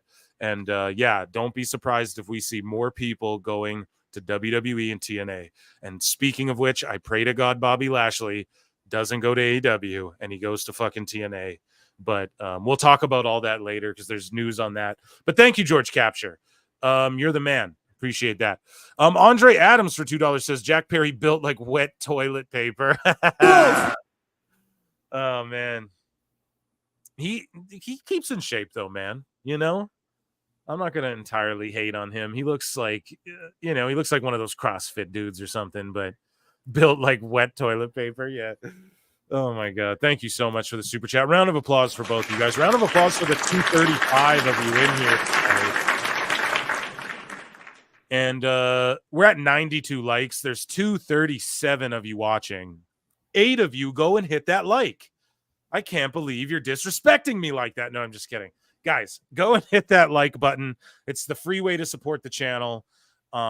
Get us over 100 and I'll stop bringing up the likes. By the way, I just want to point this out. I know it's Wikipedia, so people always edit it. It's under Jack Perry's bio goes parents, Luke Perry, relatives, Perry, Punk's dog, grandfather. I gotta ask, is that you, Phil? Did you put this there? I know you loved like pushing buttons and poking little bears. No, I didn't do that. Hold on. Let me pull this shit up. Jack Perry Wikipedia. Oh my God. Let's see. Jack Perry Wikipedia. We're gonna show this up on Echo's born. Yo, chat. Look at this right here. You guys see this? Perry. He's 27. Los Angeles. Partner Anna J. Parents Luke Perry. Relatives. Either that or it is the ultimate troll job by Drew McIntyre. Punk's dog, his grandfather.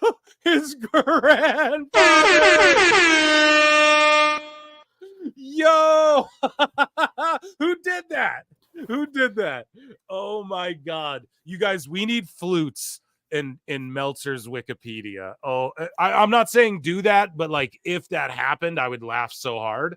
But like I'm not saying to do that, but like if that did ever I don't know how to do that, but like damn, that's hilarious that Larry is his grandfather, man. That oh my God. Yeah, it would be totally like imagine if imagine if I said like, oh guys, go and like put flutes on Meltzer's Wikipedia. But like I didn't say that. But like if I did say that, that would be crazy if it actually happened, you know, in like a dream scenario. But yeah, I definitely didn't say that. But if I did say put flutes on Meltzer's Wikipedia, that would be fucking hilarious. Man, that is super funny. That is so funny, Chris. That's such a slam dunk. Thank you for bringing that to the show. So Meltzer, though, he talks about Daniel Bryanson. I keep doing that because that's my joke, but it's people will think that's what I actually think his name is. I'm not shobbing here, guys. That's what it okay. Are you familiar with Brendan Schaub, Chris Connor? Yes, I am. Are you familiar with like how he's a lol cow now in the internet? Like, are you familiar with that at all? Oh yeah, thanks to Joe Rogan, that's how he got to start in stand-up comedy, podcasting, and everything. But now he's like a lol cow because of his comedy and stuff. Are you aware of all of that? It's like I mean, as I said, I saw his stuff when he was working with Rogan, Brian Callen, all those guys. So yes, he's. Yeah, it's funny how he completely just gets roasted now, and people just shit. I'm a huge like fighter in the kids subreddit, homeless cat Changs, PF Changs. I don't know if there's anyone who watches this show that's with me on that, but it is like the weirdest, funniest subreddit of all time, and yeah, and I just thought I'd ask you that because he used to be a UFC fighter. Anyways, let's stick on the topic of pro wrestling. He has his own whiskey brand called Tiger Thick. Tiger Thick, dude, with 2 C's. But here's the thing.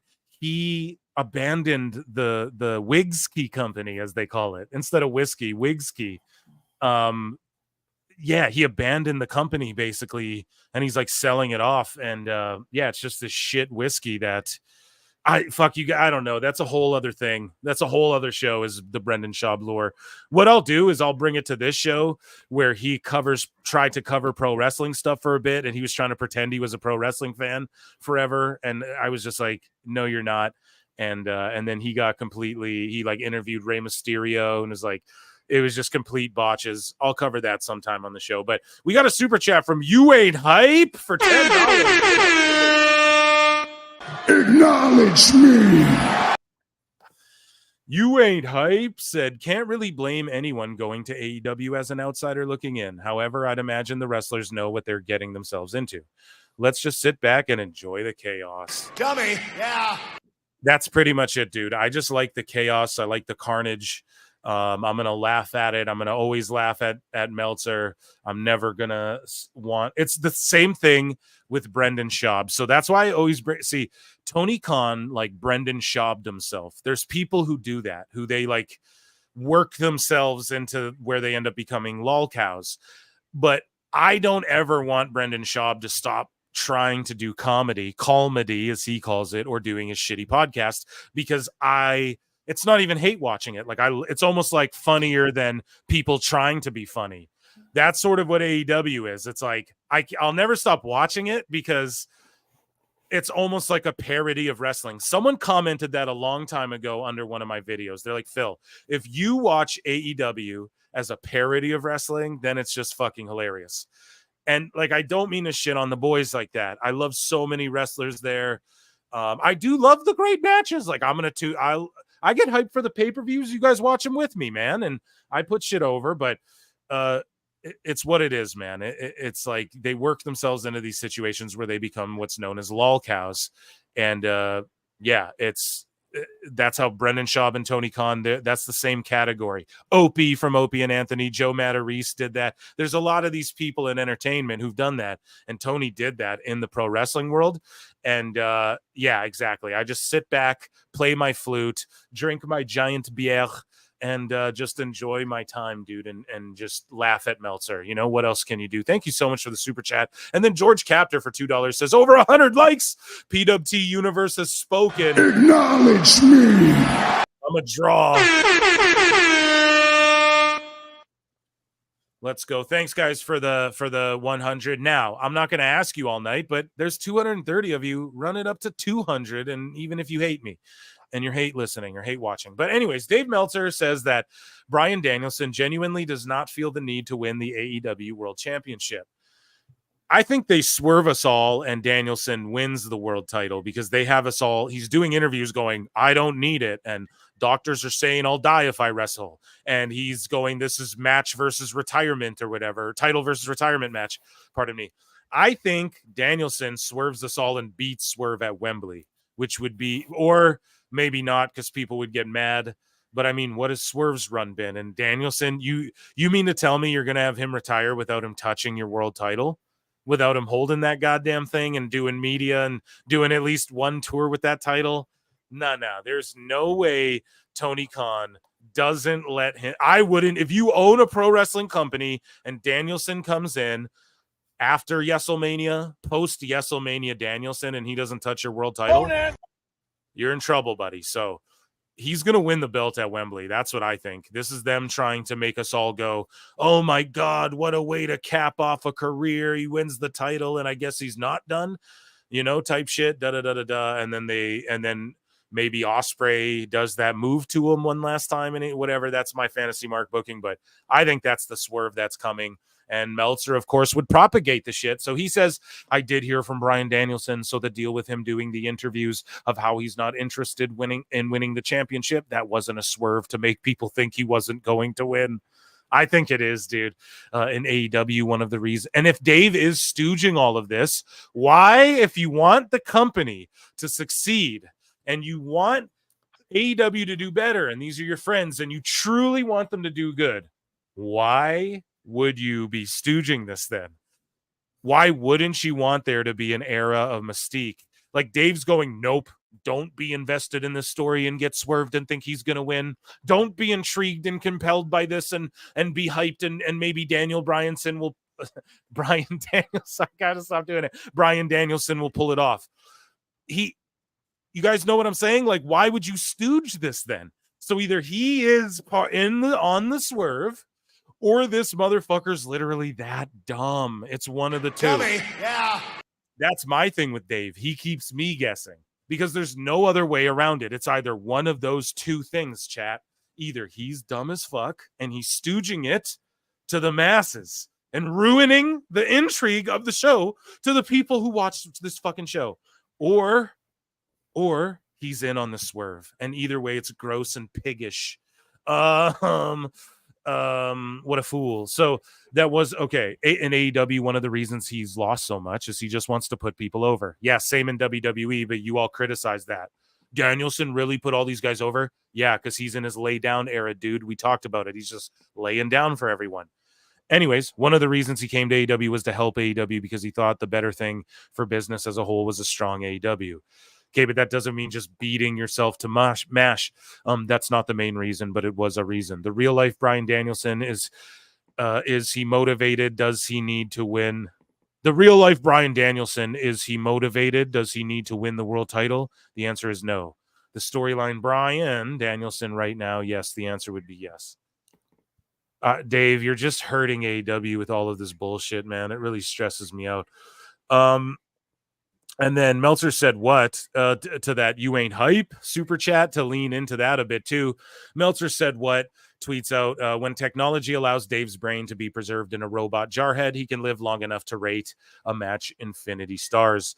And that's what I hope for. I hope Dave Meltzer downloads his consciousness into a fucking avatar surrogate. So I'll do the same. And then we can live forever playing flutes.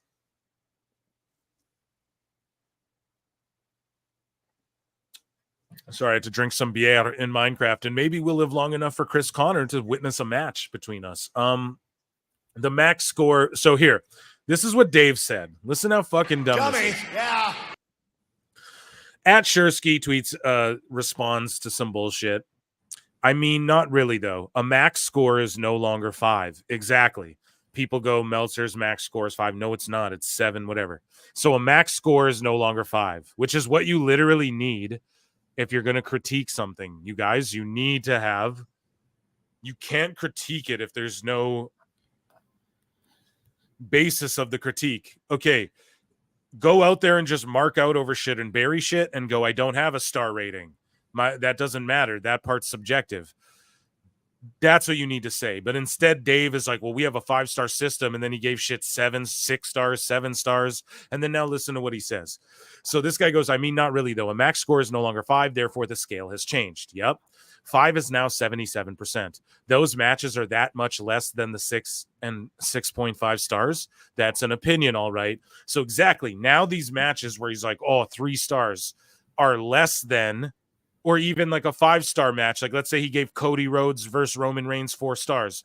It's that much less than the 7-star Okada Kenny match you gave, though. And honestly, like, these matches are more memorable. The Kenny Okada stuff's more memorable as like a series to me. It was a series of matches that they had with each other and other people surrounding the story that made those matches so great.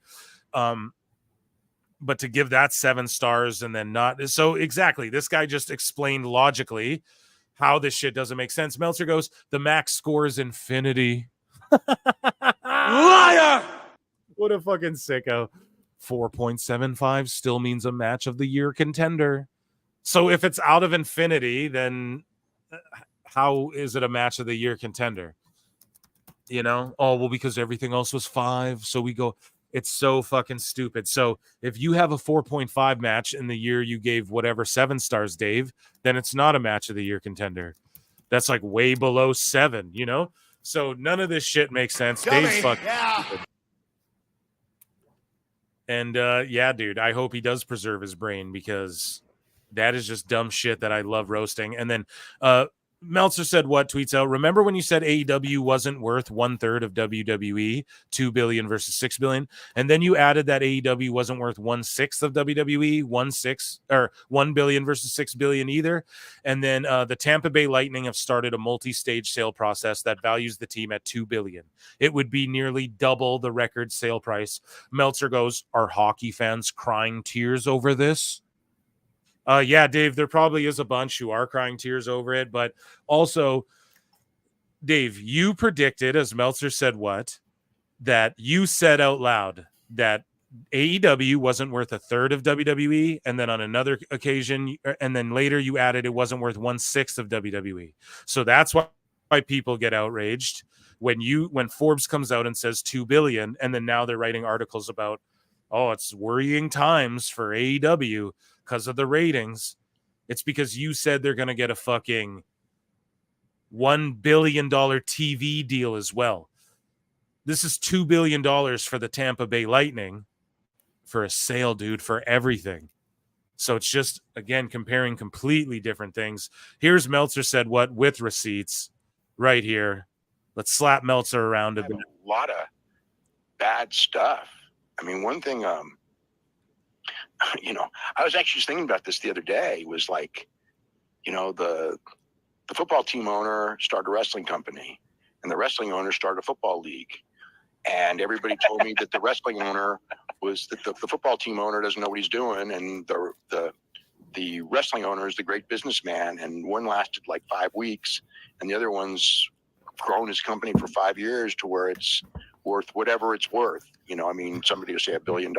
Grown it. Tony hasn't grown. It hasn't grown. It's done the opposite of grow. It's shrunk. All that's grown is the money he spends on fucking talent. Or somebody will say 2 billion. I mean, if WWE is worth what it is, they ain't worth 2 billion, because they're not 1/3 or 1/6. The WWE half is a little over 6 billion, and they're not 1/6. So I would not say that they're worth $1 billion, but you know, maybe other people would. I mean, like I said, I've seen it valued at 2 billion even. So who knows? Do you guys see what's happening here though with Dave tweeting out schmarmy shits? Are hockey fans crying tears over this? He's getting fed up. He's getting frustrated. And that's why now more than ever, we need the Dave Meltzer appearance on Pro Wrestle Times podcast. That's right, folks. We need to see flutes under every Wrestling Observer comment, any live show, any chat, any tweet they fucking put out.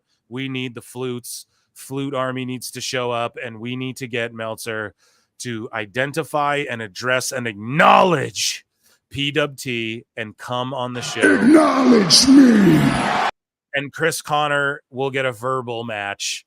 We won't get a physical confrontation. No, don't do that. I want a slap fest. I want you to put on the big fluffy gloves and walk up Dave Meltzer and go, dude, they'd give me a prison sentence for assaulting a senior citizen. I'm like, as I said, more than half his age. I think I'm like half his age.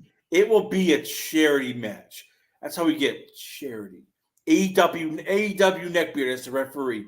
If Kevin Apollo's for ACW, championship wrestling, promotion. Let's get blocked. I'm telling you right now, it can work. Charity. Dave Meltzer, fluffy gloves, and you can just let that rage out. No, Rampage, baby, Rampage. Phil Marks start rampaging, going, this is for all pro. No, it wouldn't be rage, dude. It would be like me playing around, having fun, dude. It would be like me playing with him. Like, that guy who fought CM Punk? It'd be like that. I'd look up Michael Venom Page highlights from before the UFC, and I'd be doing that shit. I'd be like dancing. I'd like throw a Pokeball at him. Anyways, Dave Meltzer on AEW. So this is the last one we got, guys, for Dave. Dave Meltzer on AEW being a struggling company right now, but being on the verge of success based on the potential upcoming broadcast deal. This is what I mean. They're struggling very much, but they're on the verge of success with this deal. How does that even make sense? What does that mean? So this one deal is going to make you successful? How? I just don't understand. It drives me insane, dude. But yeah, it's just such cope. They're on the verge of being successful. So the TV deal will pay them back for 1 year? And then that means, so you agree that being in the green means success. So even I give AEW the benefit of the doubt and go, you don't have to be in the green as a company to be successful. Doesn't mean that, but when everything's trending down, Dave agrees, though, that this, like, what's the success based on? No one's telling us.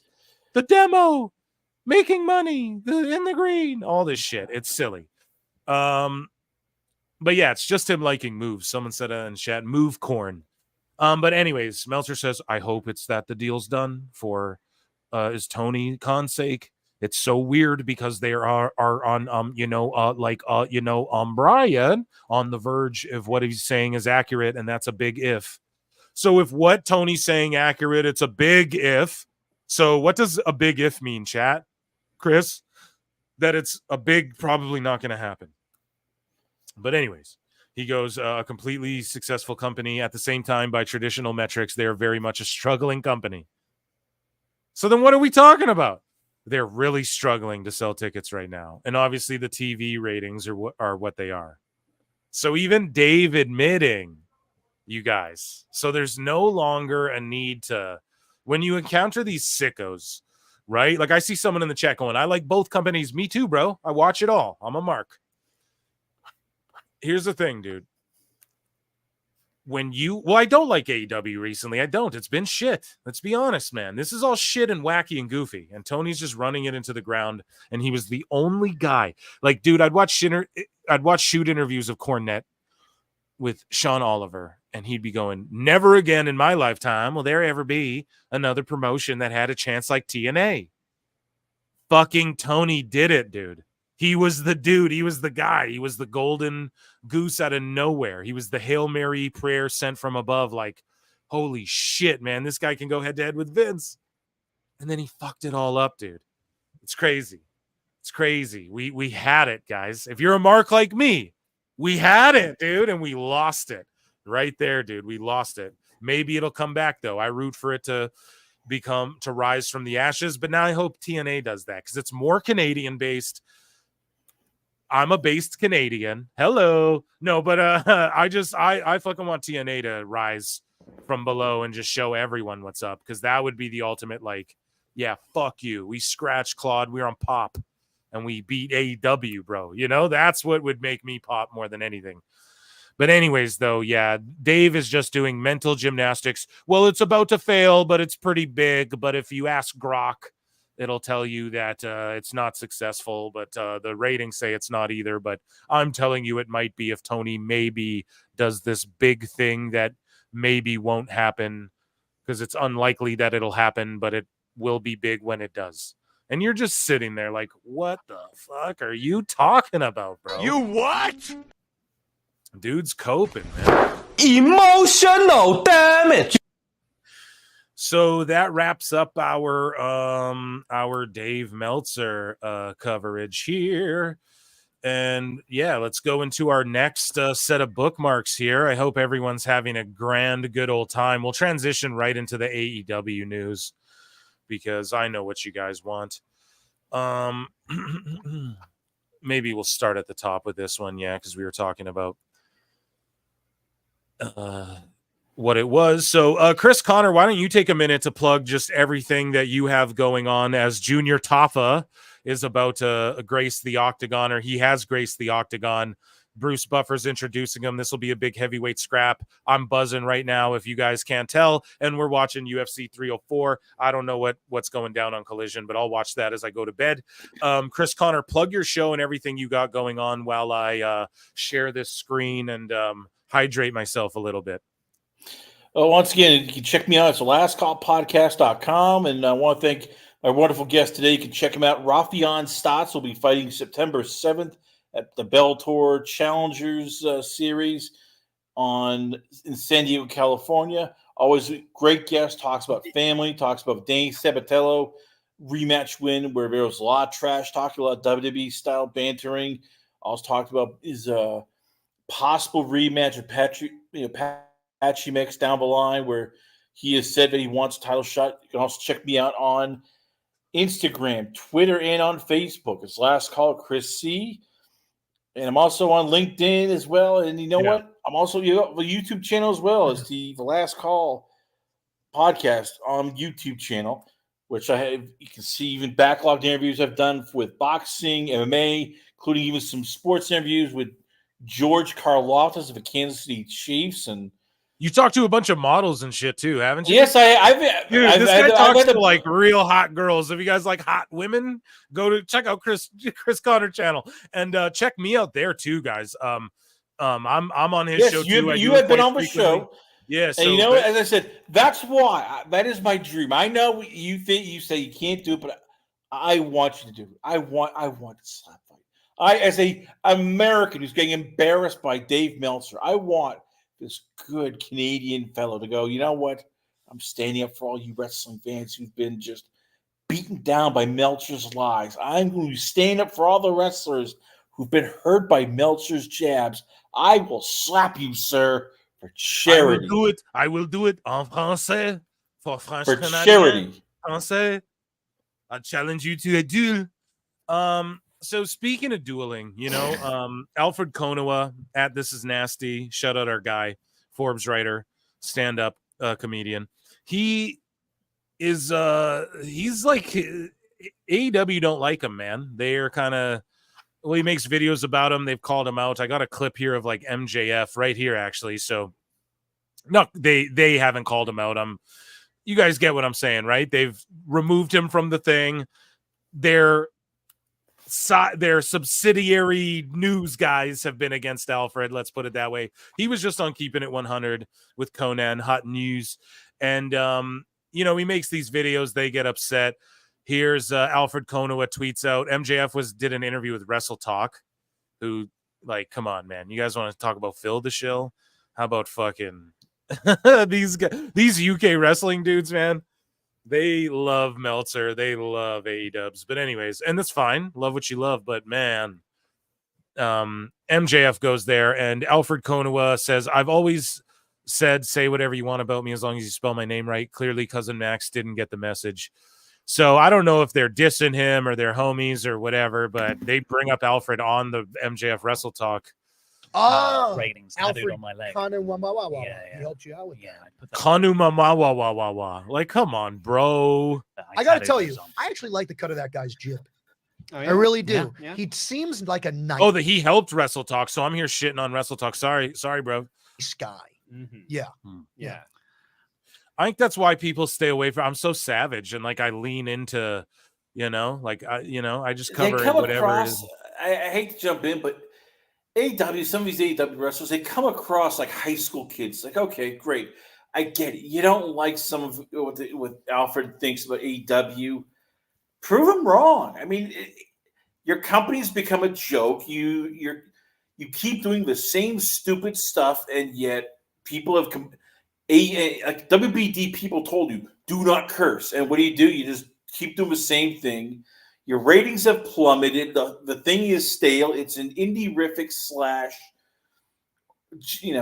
XPW wannabe promotion at times. Just grow the F up.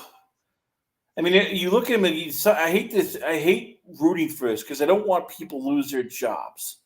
Because I've been in that situation where you lose your job, and I don't want that either. Yeah, but there is a small part of me that's like, you know what? I do wish AEW would lose their TV deal because some of these people need to get an attitude check. They need to have their egos just beaten down. Tony needs to learn a lesson because they haven't, and they feed off a toxicity of pro wrestling fans. They start a lot of this stuff, and then they run around and start calling, "Oh, we're victims, we're victims, we're victims." Like, no, you started this war. You didn't realize that if you start a fight, you might actually have to bleed in a fight, and you can't keep pulling this crap. You ain't hype for $5 says, "Oh, come on now, Phil. That's not very fair. AEW is doing big business with their mid-card main events and half-sold arenas. That's not very fair, Eric, to come and try and tell me. That's not very fair, Chris Connor, to come and try to gaslight the fans like that. AEW is a victim here, Eric. Okay?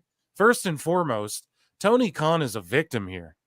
And while I have victims' attention, if you're a victim, I have some insurance I can sell you in case you've been in a motorcycle accident." Oh my God. Yeah, you're right. I don't want it to go out of business. Just the thought of that disappoints me. That's why I'm just sighing. I'm like, "Oh, dude, I don't want it to go out of business. I don't. It's so sad. I want Edge to go somewhere and get a bunch of money, brother. I do. I don't want him to break his tibia, and I want people to actually get over. Thanks so much for the super chat too. Did I even give you a didn't? Here, I gave you a nope because that's what was closest to my finger. Okay.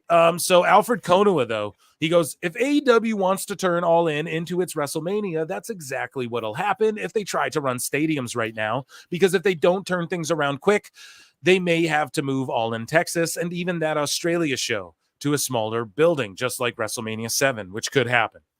And exactly, WrestleMania did it. See, the whole thing that AEW has to go through too until they learn. I can't be saying I can't be plugging shit that should be giving me money. You guys know what I'm saying? If they gave me money, I'd put it in the bit. That would be the commercial, guys, right? But I don't know how to do that. I don't know how to get a sponsor for a podcast and all that. Not that I want to be ad ridden.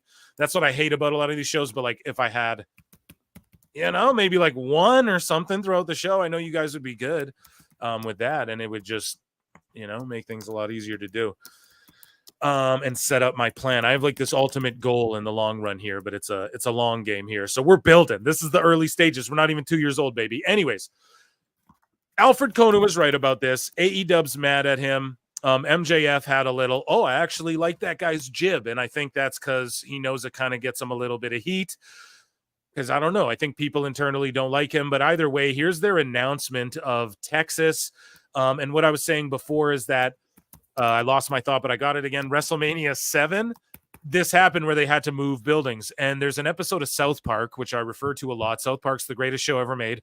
And there's an episode where it's Simpsons did it, and Butters is trying to come up with all these different ideas. But every idea he comes up with to take over the world, his little sidekick there is Simpsons did it, Simpsons did this, Simpsons did everything, dude. Everyone's copying the Simpsons. If you get accused of copying, Simpsons predicts real life, bro. Simpsons, some people are Simpsons predicts the future. There's black helicopters flying around Matt Groening's house, and he predicted the future. So you can't help but, Simpsons is you make a joke and it's something along the lines of something the Simpsons did. You almost can't accuse someone of being you stole that. But with AEW, they have that problem of everything they do, they're trying to do, It's always going to be held against, well, WWE did it, even their failures too, right? So we have to remember that. People are like, oh, look, he's booking this show. It's like, yeah, but even WrestleMania, dude, had this step back. And you gotta point that out too, because the sickos will gloss over this and just consider it an automatic dub. And we're not only trying to say everything's an L, but what match could they do in Texas that will fucking draw however many people? You know what I mean? 20,000 even. They were just in Texas struggling to fill out the esports arena, dude. They're in Texas. They don't sell out shows. Every place they've gone, it's lower and lower. Domestically, we're like domestic. Focus on domestic. Instead, he's like, no, we're going to do a stadium here. To me, this is like the fire sale. We're going out of business. Hey, everyone, buy tickets. We're just going to do a string of crazy shows. Tony just thinks throwing money at problems solves problems, which they do in a lot of ways. Honestly, throwing money solves a shitload of problems. That's how you get in this situation. But it's not going to solve the criticisms. It's not going to solve making the product better in any way. It's not going. He's just really trying to leave his footprint in wrestling. He just, his dream, Tony's dream, is he just wants to be remembered as like a Vince, a Vern Gagne, an Eric Bischoff, one of them, one of us. You know, that's all he wants. Sorry, I'm ranting and raving. I will play this clip. And thank you all for being here tonight on a Saturday night, man. You guys are so groovy. I love you all. AEW's job as a wrestling company is to give the market what they want. Every market where they're selling tickets is screaming, we don't want this shit. And AEW's plan is to scale up. Don't be surprised if one of these ambitious stadium shows turns into AEW's WrestleMania 7, where AEW Australia will have to scale down to the Silverdome. No, not that Silverdome. Look at the 5,000-seat Silverdome in Launceston, Tasmania, Australia, and like it. Bruh, AEW better have the Wollongong Entertainment Center on standby, my guy. It's fitting AEW is moving all into Texas because, like an old Western, WWE took one look at London and said, this town ain't big enough for the both of us. I'm calling it right now. WrestleMania 42 will be back in AT&T Stadium in Arlington, just because. AEW's job as a wrestling... Boom, he nailed it. I think I have some more on this. Let me look. Let me see. Here we go. Well, just, I guess, here, hold on. Your thoughts on Alfred Konua's comments there. WWE walked into London, said, this town ain't big enough for the both of us, brother. And basically, dude, AEW got the boot, and there's more to that here. Like, Tony reaffirms this. Like, Tony actually exposed, like, yeah, actually, we're not doing All In there anymore. Like, it's cooked. Like, All In might have to be this thing he does everywhere other than America or something. Sorry, Chris Connor, your thoughts on Alfred there, his little bit. I mean, he's not wrong. I mean, we talked about when we had DJ Nolan on the show. Like, if you look what London's doing, they're putting a full court press. There's already talk that, they'll get Roman versus Rock at WrestleMania 42 because they want it, and they will offer a huge sum of money. It's just like, here it is. This is a big bag. Don't even bother counting. Just like, jingle it and go, all right, yep, that's enough. Meanwhile, Tony has to pay England or to pay Wembley to literally go there and pay everything. That's the difference. And as I said, if they don't get a TV deal, it pays them at least enough to cover all 115 or maybe even $120 million worth of their salaries. Right. By the way, once again, still haven't gotten renewed yet, and it's in August. Like, well, when is this going to happen? Oh, yeah. Well, we're not sure. And here's the thing, right? I'm not even one of these Thurston dudes. Like, I'm a dumbass, right? And these like WrestleNomics and all this, it's like, guys, it's this simple. He publicly, because we don't know shit, we have to estimate everything, right? And so Tony flat out will tell you shit, though. He says, hey, All In Wembley this year with 45,000 tickets sold, he said it outright. It's like a $5 million gate. And then you just sit there and go, well, apparently he paid Monet $5 million or 10. 5 to 10. It's somewhere in that range for sure. The way they talk, the highest paid women's wrestler, it's 5 to 10 million.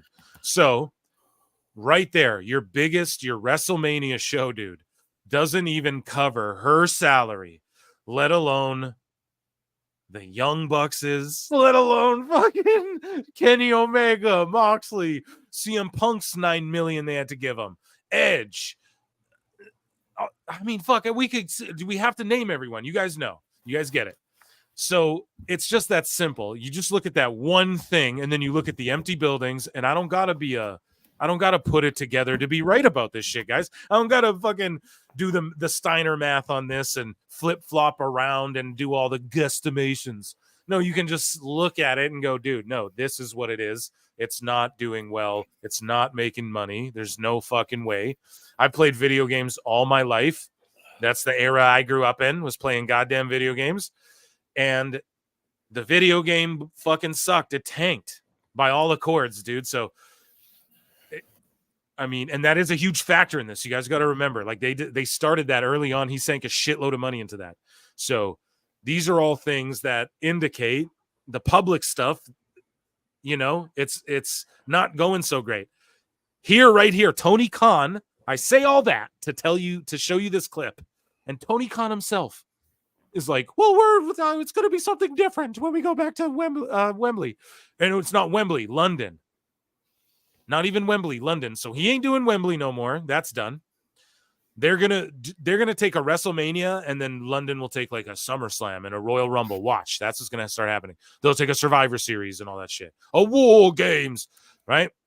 And then AEW, though, they're gonna go there and do like Full Gear or whichever pay-per-view. I can't even think of them, right? Double or Nothing or something.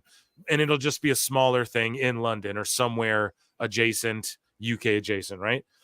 That's what's going to happen. Tony Khan admits it here. None of the dirt sheets are running with this. None of the ratings people are going, look, or you know, this isn't a good sign. Economic people, none of them. Your boy Phil has to drink a Das Boot. Guys, go on my Twitter at Pro Wrestle Times. I posted a picture, or my Instagram at Pro Wrestle Times. I posted a picture of my Das Boot I got. It's an ice skate because I'm Canadian, right? It's like a hockey skate, but it's a big giant beer boot. And yeah, you know, I have to drink a third of those and rant about Meltzer for an hour and Tony Khan for anybody to cover this shit. So here we go, though. He puts it out there. I'm just kidding. Wrestle Purist is all over it, and Le Batard Show. Here's Tony Khan.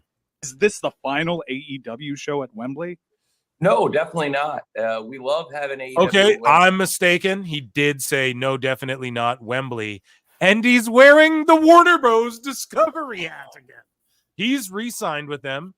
But what he's going to do is announce, oh, it's a partnership and they've invested in the company. Chris Connor, are you ready? Let me play an X-Files. This is what I think is going to happen. He's going to come in. He's going to go Ring of Honor. Oh, now we have a great deal with WBD. Yeah, it's not. It's going to be like 100 million or just like something way lower than this billion or whatever he wants to talk. Maybe not even 100 million, maybe 50 million, maybe 75 million, maybe it's 60 million.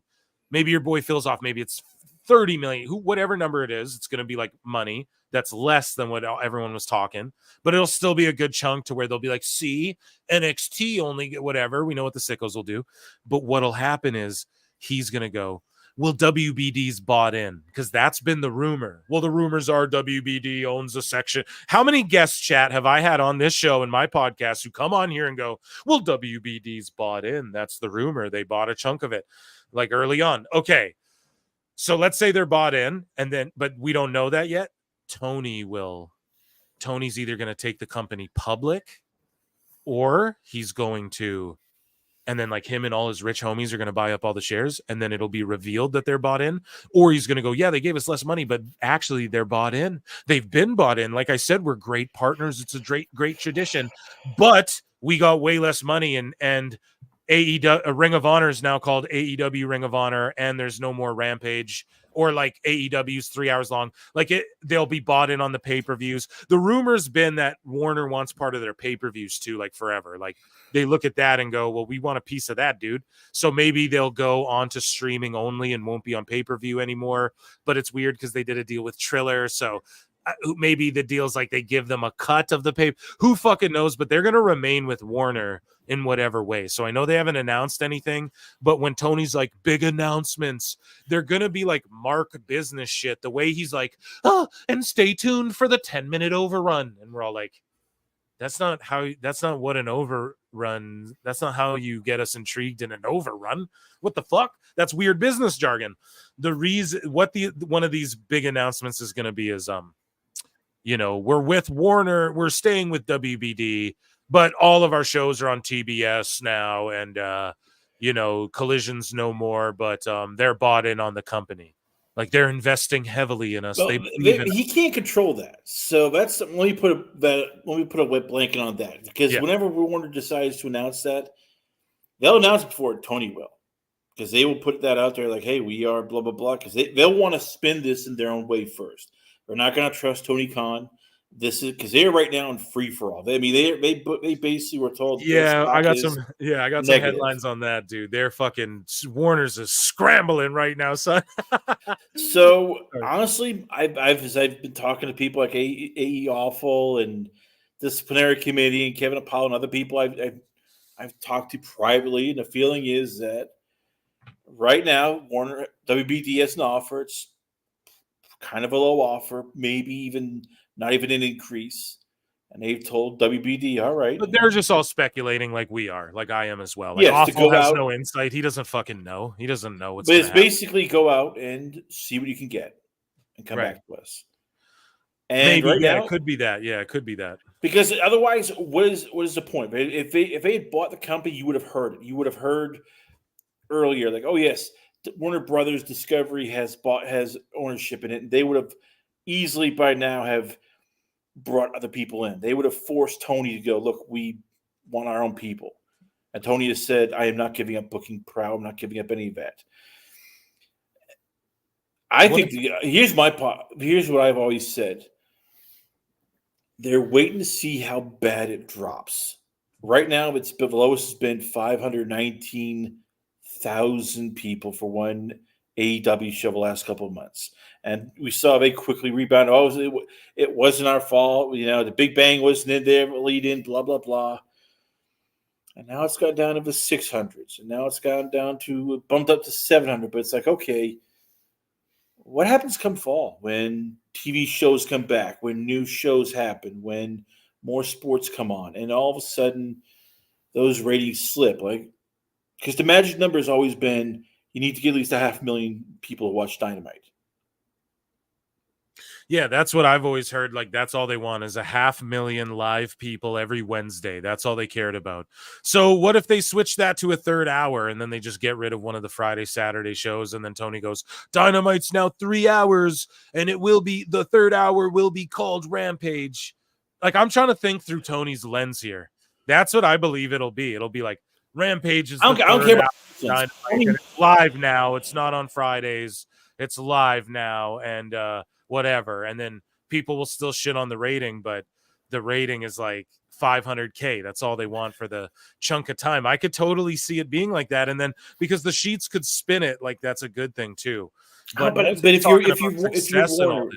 if you're Warner Brothers and you already are losing people by around a second hour to around 500, I know. So I'm saying here, I wouldn't be surprised. Maybe they think, sorry to cut you off, but maybe they think that those 500 though will stay through that next hour of or maybe what comes on after Dynamite, Modern Family or something. Does it do better than like 800K? Like, what are the ratings for that show typically? I'd love to know. I'm sure fucking You Were Awful or someone would know. But I would be curious. Anyways, we got to listen to this clip from Tony, the London stuff, because I see in the chat there somebody says that Eric Bischoff said WBD could be sold off in pieces. It could be, and it may be, and I'm fucking hearing shit like that too. Just completely unwrestling related too, on like the entertainment side, the movie biz side of things as well is what I'm hearing. So let's listen to this. And I got some WBD news because they're in the red. They're losing money. There's all these, it's just not good. They're a sinking ship. They're the fucking Titanic right now. But here's Tony admitting like, no, we're going back to Wembley, but it's not going to be all in. It'll be something different in 2025. So, and then they're going to do All In Texas, we know. So what are they going to do in Wembley instead, or in London? Now, people would go, oh, they're probably pissed, but no, they're not, because they're getting Mania and Tony pays to do the shit. They pay for WWE. So here's Tony Khan. Wembley Stadium, and we're back in 2026 in England. This year, we're going to be doing a huge event. It's coming up actually days from now. It's next weekend, August 25th on Sunday. Kind of an early start for AEW on pay-per-view since we're running over in London. We're going to start at 1 p.m. Eastern, 10 a.m. Pacific. And again, that's next Sunday on pay-per-view. It's going to be a huge, huge event. We're calling it the Final Countdown, as it's title versus career, with Bryan Danielson, one of the greatest wrestlers ever, putting his career Oh, he licenses the song again. on the line versus the World Championship held by Swerve Strickland, and so much more. Next year, the show will be at Arlington's Globe Life Field, home of the world champion Texas Rangers. Should be a great show. Absolutely. We love doing the show in England, and we will be back in England in 2026. And you can bet you'll see us there in 2025 as well. It won't be AEW All In. It'll be something different, but we've got some big plans coming up next year as well. It's a great time for AEW. Like you said, I do wear this hat proudly, and a lot of exciting things coming for AEW. Yeah.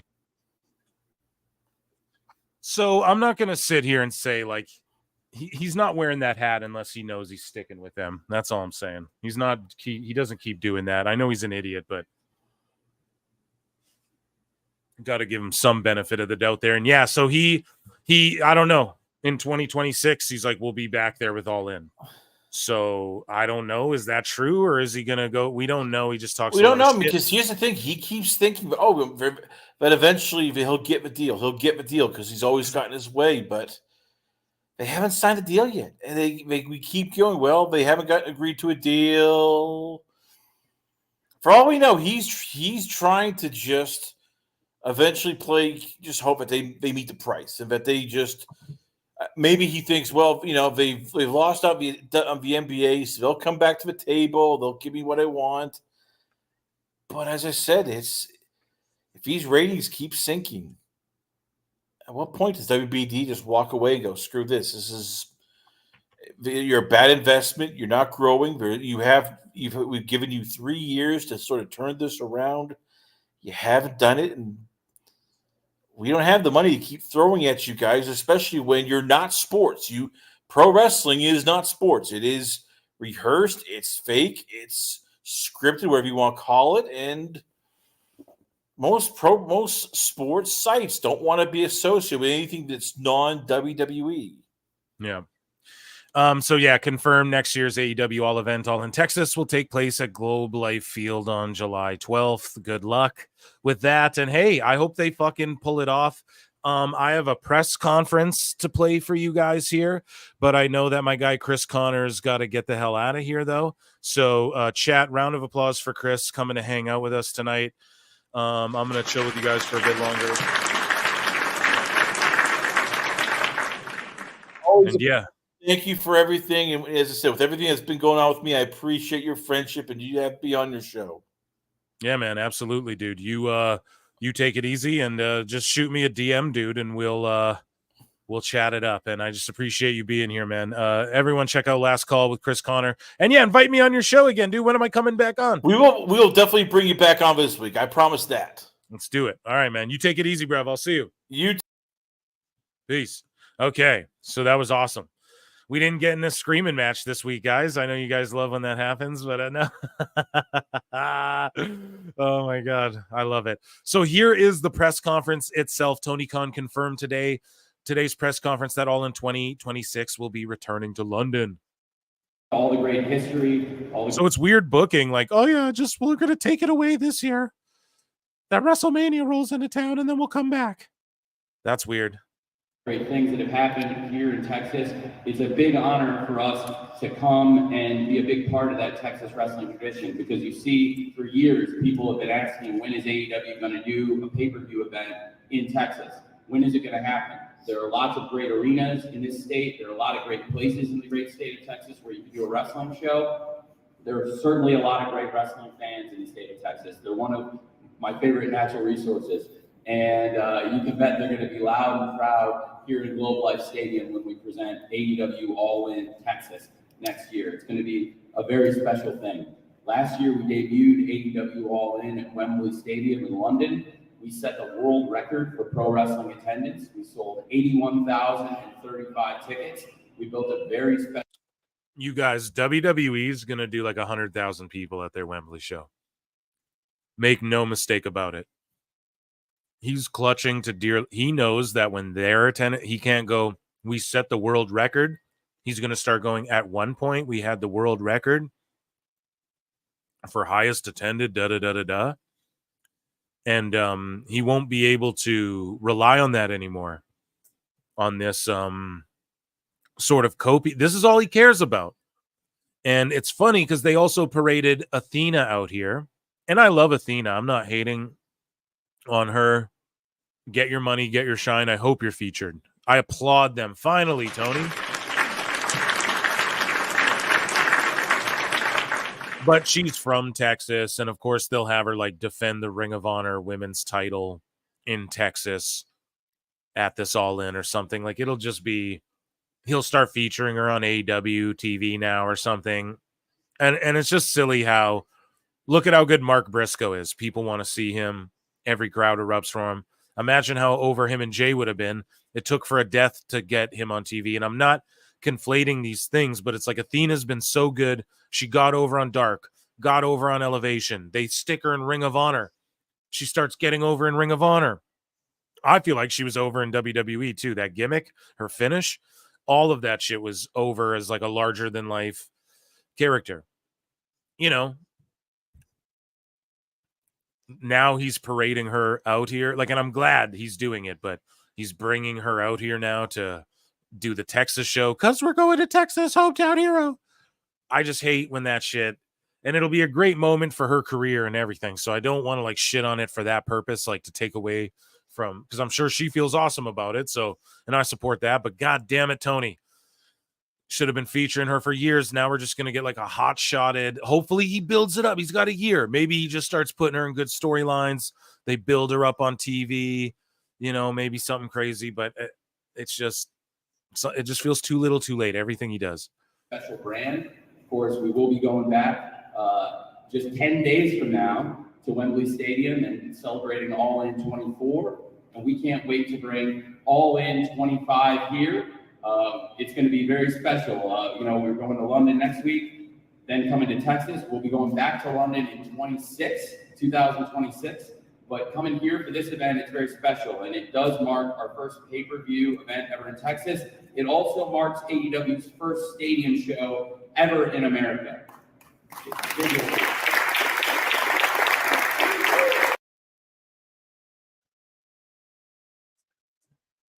Amazing. So the UFC pay-per-view is underway. And yeah, these guys are squaring off. It's going to be good stuff, guys. So sorry, I'm chewing. I don't want to chew in the mic.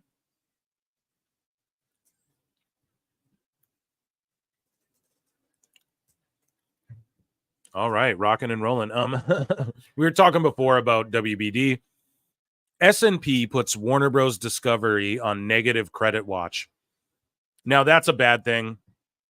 And then also we find out about the $9 billion. And then we find out, you know, Zaslav's in hot water. And then we find out what else happens. Oh, yeah. So Warner Bros., this is per the Wall Street Journal, right? Warner Bros. Discovery is putting its cable network's operation under the direction of a top studio executive, a move that comes as its cable TV business is facing significant challenges. So its cable TV shit is overall in the shits. That's why I believe AEW gets away with this shit a bit, because I believe that they are doing good numbers, like comparatively, for just what WBD needs right now. Honestly, I do think that. I think if you can have like 700,000 live viewers, they look at that as a W. If you can pull that off weekly, right? That's my opinion. Maybe that's wrong. Because like TV's sort of dying. The cable cutting thing, that is a big thing, but it applies across the board. So when they get beaten so badly, you know, like you can say the reason WWE's ratings aren't as high as the Attitude Era and can never reach that again is because of cord cutting, and that applies across the board. That's every show, right? That's every TV network station, whatever. Standard. Now, though, you know, if you want to compare them brand to brand, though, you go, yes, obviously one's superior. But like across the board, of course, cord cutting, you can't use that as an excuse for one company, but you can use it for every show in general, right? So just because we've heard these excuses before, but now they have a WBD, they have a studio executive, okay? A top one. Here's the lady right here. I didn't read about it. But essentially, she's going to come in and she might clean things up. She might see shit on the network. I don't know. AEW freakazoids need to be worried. I don't know about all that, pro wrestling counselor. But what I will say, in my opinion, maybe not worried, but I would get that lady on the phone and figure out, or I'd look at her. I'd try and figure out what she likes. I don't know what you do there, because she might come in and go, this is all nonsense. Like, we can't have this dude bleeding over here, whatever. I don't know how people feel about blood and stuff. You know, WWE, I like when there's blood in WWE. It happens more frequently now, but it's still something that doesn't happen all the time. And I think it should be that way. Now, does she understand this? Does she make the final call? Get this AEW crap off the air. Or is she like open-minded? We don't know. I don't know. We'll see. So I don't know if they need to be worried, but this is a different look. Like, if she's in there to try and figure out, okay, what's best for our cable TV business, AEW, she might go, yeah, no, we're not. This isn't good. This isn't good for us. You know what I mean? That could totally happen too. So it's something, a developing story, if you will. I don't know. We're going to keep our eyes on that, though. All right, chat. So Triple H liked to post on Instagram about Tony Khan's comments surrounding his belief of WWE contract tampering. So recently, Tony Khan believes that they came out on the Le Batard show that we played a clip of. He also said that WWE haven't stopped engaging in contract tampering, even though there's evidence that Tony's done it too. And that's the thing. I don't give a shit if either company's doing it personally. But if you're going to cry victim, you can't be doing it too. Tony's done it a bunch. There's a bunch of rumors about that. So anyways, though, Tony goes, I don't think that it has. So they asked him, like, do you think WWE stopped engaging in that? Tony goes, I don't think that it has. It's still happening. I will reserve all rights when it comes to that, but I don't think that it stopped. I'll leave it at that. So again, man, I would just say, dude, no comment. Or I'd go, it's the wrestling business, dude. What do you think? I called them Harvey Weinstein, bro. Would you blame them for doing shit? You know, oh yeah, you know, whatever. It's the wrestling business, dude. That's all he's got to do. That's all he's got to say. And people would be like, yeah, fuck yeah.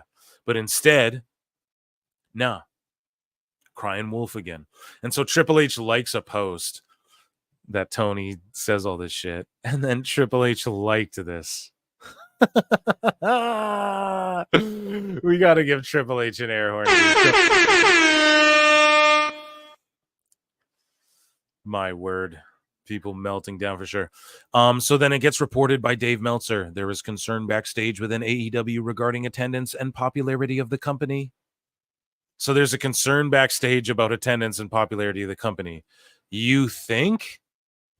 No shit. There's concern with the fan base and everybody, dude. Come on. And then Meltzer goes on to say AEW has the right to extend Rey Fenix's contract by a year due to time missed due to injury. It's a lot of doo-doos there, dude. So they're going to do, like, remember when everybody's saying, when WWE, Vince is at the helm, AEW's rising at the beginning, and everyone's like, free Ali and free Cedric or whoever. I'm just throwing names out. Free fucking Moxley, free Danielson. Free Zelina. I remember all that shit. Now, look at this dude. Tony's going to use his injury time against him. And some of those reports may be true, I guess, about Phoenix, whatever. Dave's always wrong. This is Wrestling Observer, but they have the right to. Like, Dave's out here not saying that's what they're going to do, but he's out there defending AEW. They have the right, by golly, to extend his contract by a year. So they're just trying to kill everyone's dreams. Like, that's what these guys are. They're literally, this is the most shill propaganda, dude, ever. This is propaganda, bro. These guys are out here like a media company, dude, that purports to be news. And they're sitting here, the newsletter, bro, and they're sitting here going, they have the right. Now, I know that maybe I have to see the whole article, right? Maybe this is just one. Well, it is. It's just one sentence taken out of Dave's blah, blah, blah, 5 million word rambling. But just if this is a quote that cultaholic, so they're rage. Let's put this more in cultaholic too, right? But they're just rage baiting with this as well, because it's just crazy that this is what they want. Like, cultaholic wants to be like, they have the right. Maybe they could add more context. Everything's clipped, right? Even this show's a series of clips. But I don't know. I baited into the rage, dude, because I'm outraged. I'm like, dude, no, fuck you guys. You were saying free all these people. Free Phoenix, man, if he wants to go. Because I'd say it the other way, too. I've told you guys, if Cedric Alexander's like, I want to leave WWE and go do Hurt Business, and it was public, the same way they let Cody Rhodes go. And then look what happened. I'm all for that happening a million times over. So, yes, let people go if they want to go. Phoenix wants to go, and then it's like,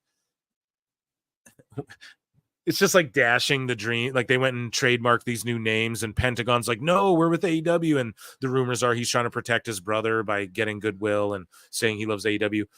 I don't know. Now it's just out there in the ethos, and now the sickos are going to run with it. He has the right. He had injured time.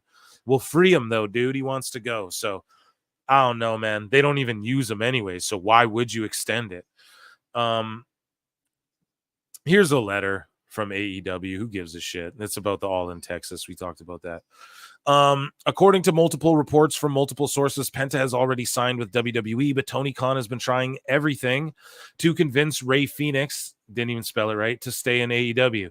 Those reports are stating Ray Phoenix is on the fence, but is leaning towards the WWE. So, Tony, the guy who claims he wants to be, yeah, I don't know if this, whatever this guy's saying, but the sheets are running with shit. We just covered it, right? We covered actual sheets. We covered it episodes ago as well. The last 2-3, we've been covering this fucking Lucha Bros journey. So yeah, there's all these random stories coming out now that it's evident they want to leave, and they, and this happens every single time. Julia's unsafe, and the shit comes out about Jade, and it happens every time where, I don't know. It's so gross. But this guy, I don't know. Maybe he saw a bunch of reports, shout him out, and we covered it. So, but he's saying he calls out Tony Khan for this. No, we're not asking Grok, but you got to spell Ray Phoenix right, dude. It's R-E-Y, like King. And then we have, to be a true American hero, you have to thank your forefathers. I'm dedicating today my good friend John Bradshaw Layfield, the wrestling god. Thanks for all your sage advice and your stamp of approval. And JBL tweeted out like, oh, MJF's an American hero. I think he's great and all this stuff. And I like that. We need more of that. But it just shows you more. Yeah, hashtag free Phoenix. Exactly. Acknowledge me. You should ask for some help, dude. He'll help him get him out. Get him out of that shit. No. But thank you, Shadow Bat Ash. And yes, hashtag free Phoenix. It's ridiculous, right?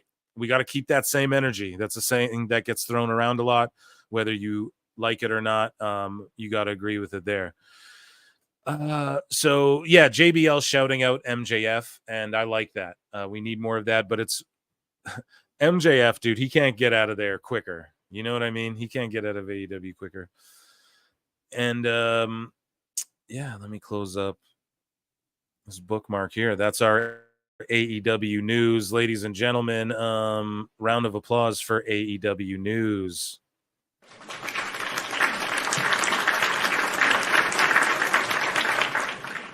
LC Killer 17 says AEW and their fans and shill media are now the bad guys. Well, it appears that way. It's going more and more that direction.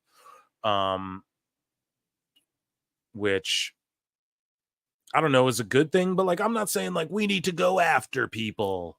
You know what I mean? I don't care about any of that. I just don't appreciate when people aren't keeping the same energy, bruh. You know, just to put it in layman's terms, like how else am I supposed to say it? I talk about it ad nauseum.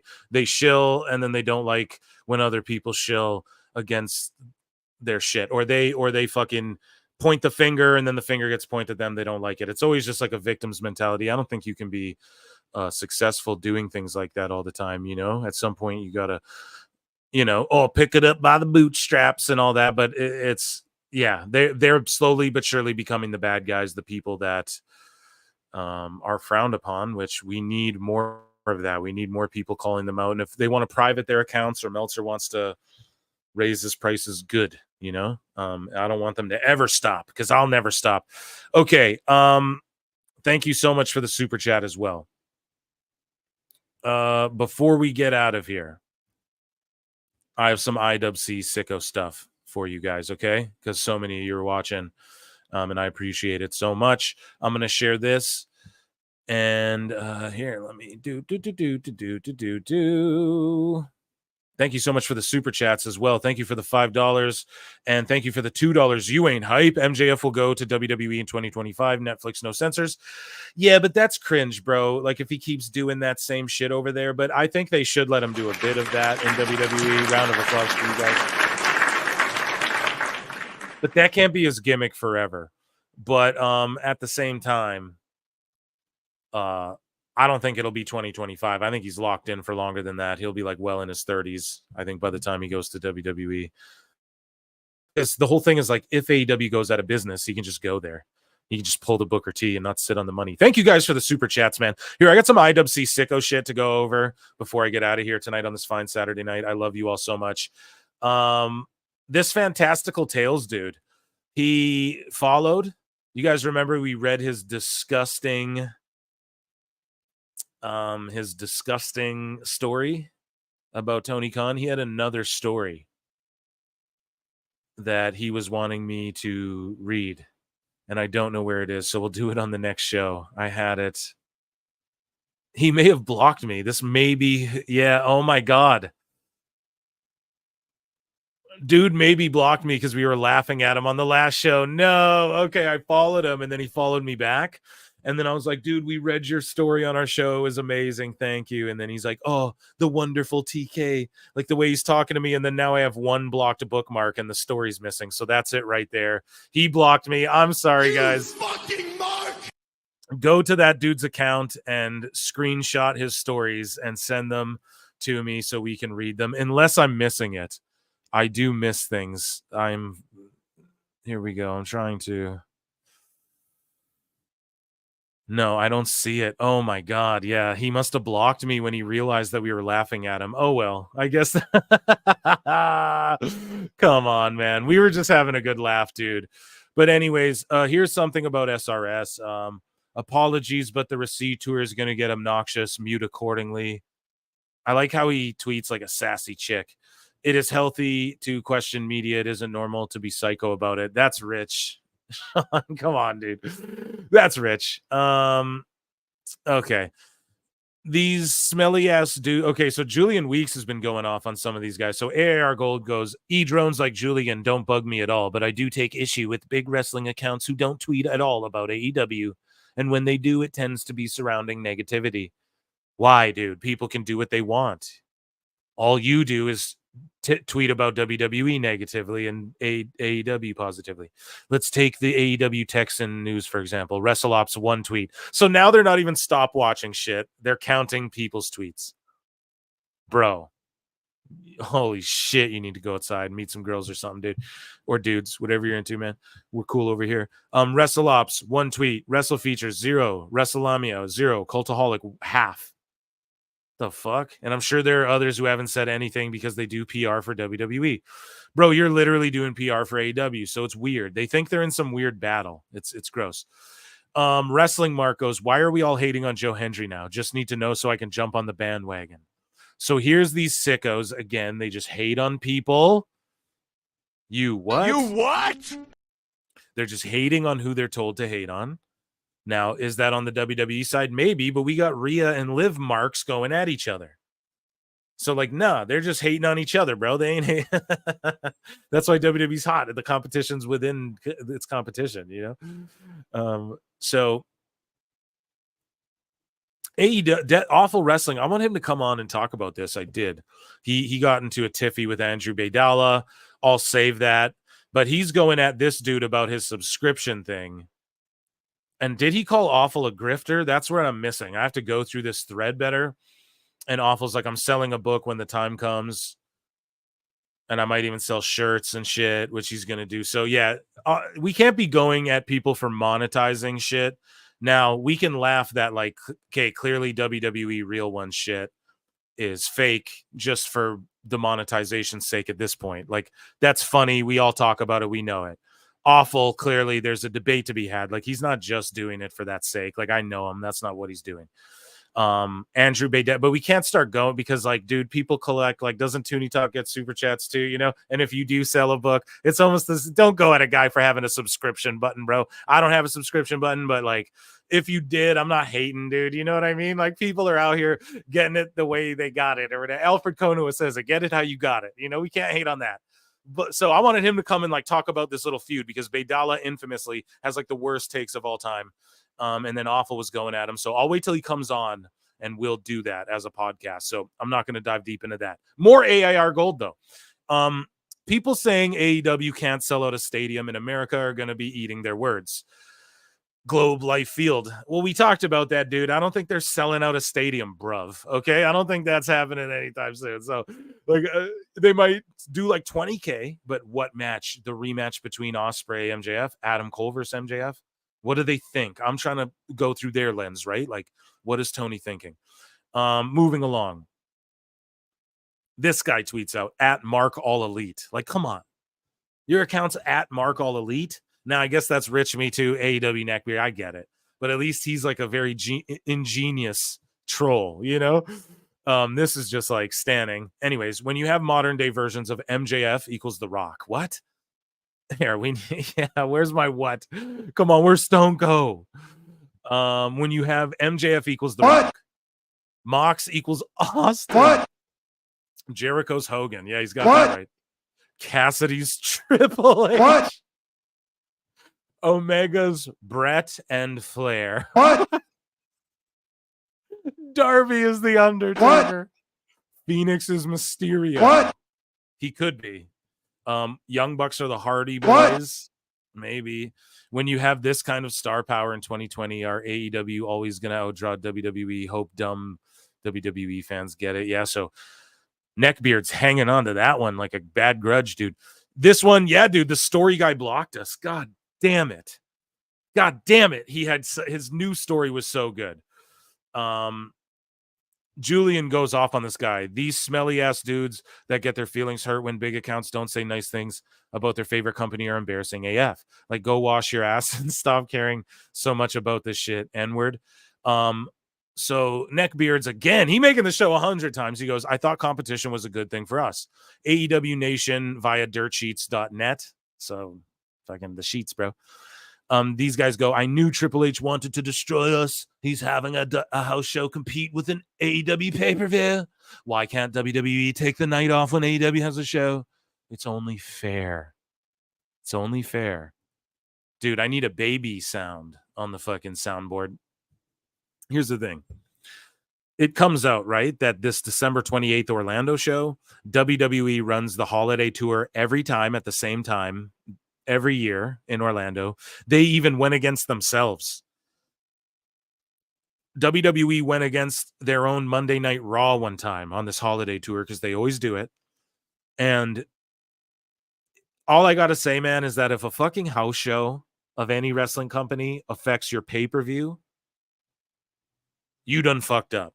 If you don't look at it as a positive way, like if TNA ran a pay-per-view the same week as a WWE house show, they'd figure out a way to like spin that to like, hey guys, come to our dope show. They're crying. They push people away. They should be like, hey, everybody, and not in a sick way.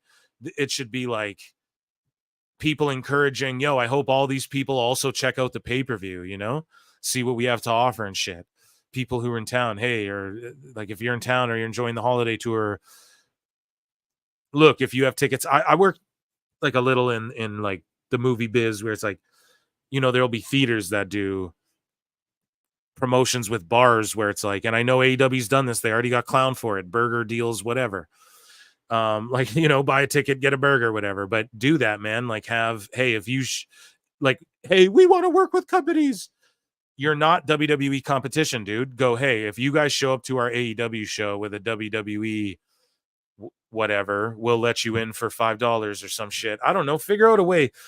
Try and get people to goodwill again with people. You know, it's just all, somebody said it earlier, they're becoming the bad guys, right? So here again, Neckbeard says, I'll take things that never happened for $800, Alex. Somebody says, this is an AEW fan, goes, it's crazy how so many people think AEW is only for pro wrestling otakus. First off, who the fuck says otakus? One of the greatest jokes I ever made was to Wrestling Otaku. You guys know that guy, Wrestling Otaku, that chubby dude? I forget his fucking name. Whatever. You guys know him. He's a cringe lord. He's a lol cow. Speaking of lol cows. What's the situation for $1? Just throws in $1. Thank you so much for that. I appreciate that. Great. I appreciate you so much, and consider becoming a member for 99 cents too, if you're not.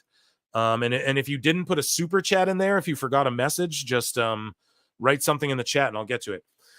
But the greatest joke I ever made was on X, where Pro Wrestling Otaku or whatever, he's like, what's with the Hawk Tua girl? I don't get it, and all that stuff. And I quote tweeted, I went, Wrestling Otaku, you should change your name to Wrestling Octua. But I spelt it all one word, OKTUA. Come on now, give your boy Phil some. No one, I thought it'd get a bunch of likes. Nope. No one gave a shit, dude. It's the greatest joke ever. I was like, you should change your name to Wrestling Octua and capitalize on all the momentum or whatever I said, dude. That's funny. Come on. Anyways, though, this guy goes, my wife of 19 years never could get into WWE. Didn't get it at all. That's a lie. She didn't get WWE at all? You mean the children low IQ shit? You fucking idiots. Thought that some matches were cool, but couldn't get past the poorly acted backstage segments or overly written promos long enough to keep an interest. Here we are with her giddy over the fact that AEW has a 3-hour block tonight because the 1-hour show last night and the 2-hour Wednesday just wasn't enough. She loves the product as much as me. AEW threads. Well, that's good if they do, but I mean, that sounds fake. It sounds like not a real story. That's like these political people do that. My kid came up and was like, Dad, Biden's going to ruin the country. And it's like, you're 6, Timmy. I'm so proud of my... It's like, that never happened. Anyways, Jimmy Bebe says, WWE runs holiday tour every year, and I've gone to it on a Monday night in that very arena in Orlando. They literally ran against their own Monday Night Raw when I went. This is a nothing story. Boom. Thank you, Jimmy Bebe. AEW was what now? You what? You what? A couple more, guys. Meltzer goes, the trolls are. Don't confuse most WWE fans with the trolls. So maybe he's standing up for WWE people a little bit. But this Elroy guy goes, only thing that shows is that most WWE fans are low IQ folks. Then he goes, I don't know. They did do a survey and AEW has the most educated fan base. And see, that's Dave. He's regurgitating your news, Dave, back to you. And then you're going, don't confuse most WWE fans with the trolls. Dave, you're fucking, look at this. These people believe it. They did do a survey. AEW has the most educated fan base. That's the dumbest shit ever. Literally. This guy goes, this is just a hilarious story. He goes, I remember I put like $15 in Warner Discovery stock before All In last year as a joke because an AEW obsessed friend swore up and down business was about to boom, LOL. Nowadays, I watch that stock tumble more than he watches AEW. Shit. Here's Julian Weeks posts Willow and Nick Jackson at the Fairfax Comic-Con. Oh my! The best guys, Tony Khan. Oh my God! I died when I saw this. Nick Jackson and Willow at the Fairfax. Look at this dude. That's not Nick Jackson, chat. That's not him. That's a fan, dude. Oh my God. I fucking died laughing. I could not believe that shit. That is incredible. That's one of the most incredible roasts I've ever seen. For $10, Shadow Badass says, funny how the AEW tribalists cry foul when WWE does a house show the same night as a pay-per-view, but don't bat an eye when the AEW counter programs or airs their shows the same night as TNA pay-per-views and shows. Yeah, and they go against WWE pay-per-views all the time with like Collision and shit, and they fucking and they like ran Ring of Honor at like during WrestleMania weekend to feed off that. Like, it's just always crying wolf. It's always just crying wolf. How bad is this roast picture though? Like, it's one of the greatest things of all time, man. And thank you so much for the super chat, Shadow Badass. But you're right, it's always just crying wolf. Whatever, you know, like what else can we say about it? We just gotta laugh. We just gotta have a good laugh and welcome them here. Bring them in. We'll convert them to PWT listeners. That's what we'll do. Thank you so much. Round of applause.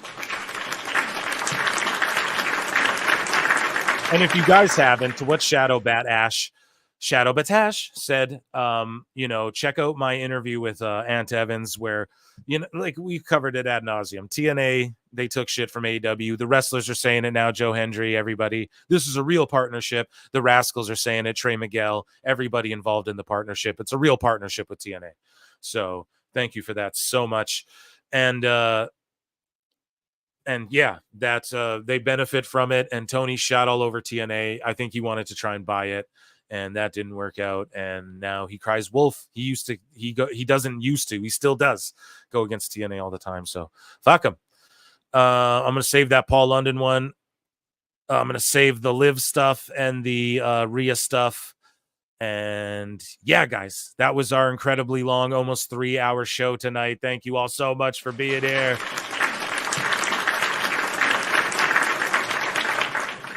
And I'm saving those because I'm doing a more WWE focused pod coming up here right away. And we've gone a long ass time tonight. I have like 5 scripts sitting across my desk I got to look at too. So I got to keep it a tight one. But thank you all so much for being here. You guys are the absolute goats. Yeah, catch me at prowrestletimes everywhere on social media. I appreciate you, chat, so much. Keep a lookout for a giveaway our guy George is doing soon for like Survivor Series or something. I'll keep you guys in the know. I appreciate you all so much. And yeah, I have a cool podcast. I think I'm gonna rock solo, or Awful's gonna come on and break down his little thing with Baydala there because I love it. It's fascinating to me. And yeah, we got a lot of heat for that fucking pod, man, that I did with Duke. So I just appreciate you all hanging out with your boys. Thank you for over 100 likes. You guys are the best. Come check us out in the Discord and all of that. I got nothing to plug, you guys. Just subscribe if you're not. Keep tuning in. Tell everybody about it. That's all we can do. And yeah, I hope it was a jam-packed fun show. Yeah, you know I did. Oh my God. Before I go, Sean D for $50. My God, I'm doing outro. Hey, PWT, found you through Wrestling Soup. Shout them out too, man. I want to go back on there. I want Mish to come over here again some more. Sending fit and Joey. Sending 50 for my 50th birthday. Keep up the great work. Oh my God, dude. I don't know what to say. Thank you. You know, it's your guys' like unwavering and undying support that allows me to continue to do the show, you know, more and more. So the more you know, I don't want to like be selling you guys shit really either. You know, I'm like, it's 99 cents to join. If you can, you know, throw in a super chat, you'll for surely get on the show. And I try to give you guys the most time I can per super chat. I try and get passionate about you guys contributing because it contributes more than you guys know. Not only does it raise interesting topics to talk about or shed light on certain things or whatever, but it also allows me to do this more and more and bring cooler things. I'm in the process too of like working on a couple things. Oh yeah, I was going to announce too on my Patreon, I'm going to start doing a, when that AEW show comes out, the reality show, we're going to watch it together every Monday. It's going to be like a routine thing. So consider, because it's dead. And I'm like, I don't know what to do on the fucking Patreon. I need to do something special special for just that. So we won't get DMCA'd. We'll go do it on Patreon. And super chats like this, man. I don't know what to tell you. Thank you so much. I appreciate you. Yes, you're the best. Everybody, round of applause one more time for Sean B. And I shout out Wrestling Soup as well. I'm gonna link up with those guys again. And shout out Chris Connor for being here. Shout you all out for being here. And yeah, look out for PWT Podcast, man. It's coming hot and it's blowing up big. PWT Podcast, it's a draw, brother. It's getting bigger and bigger and bigger. Shadow Bad Ash for $5. Jeepers, have you been following the G1 Climax 34? And who do you think is winning the finals? Oh my God, she's keeping me around. So the G1 has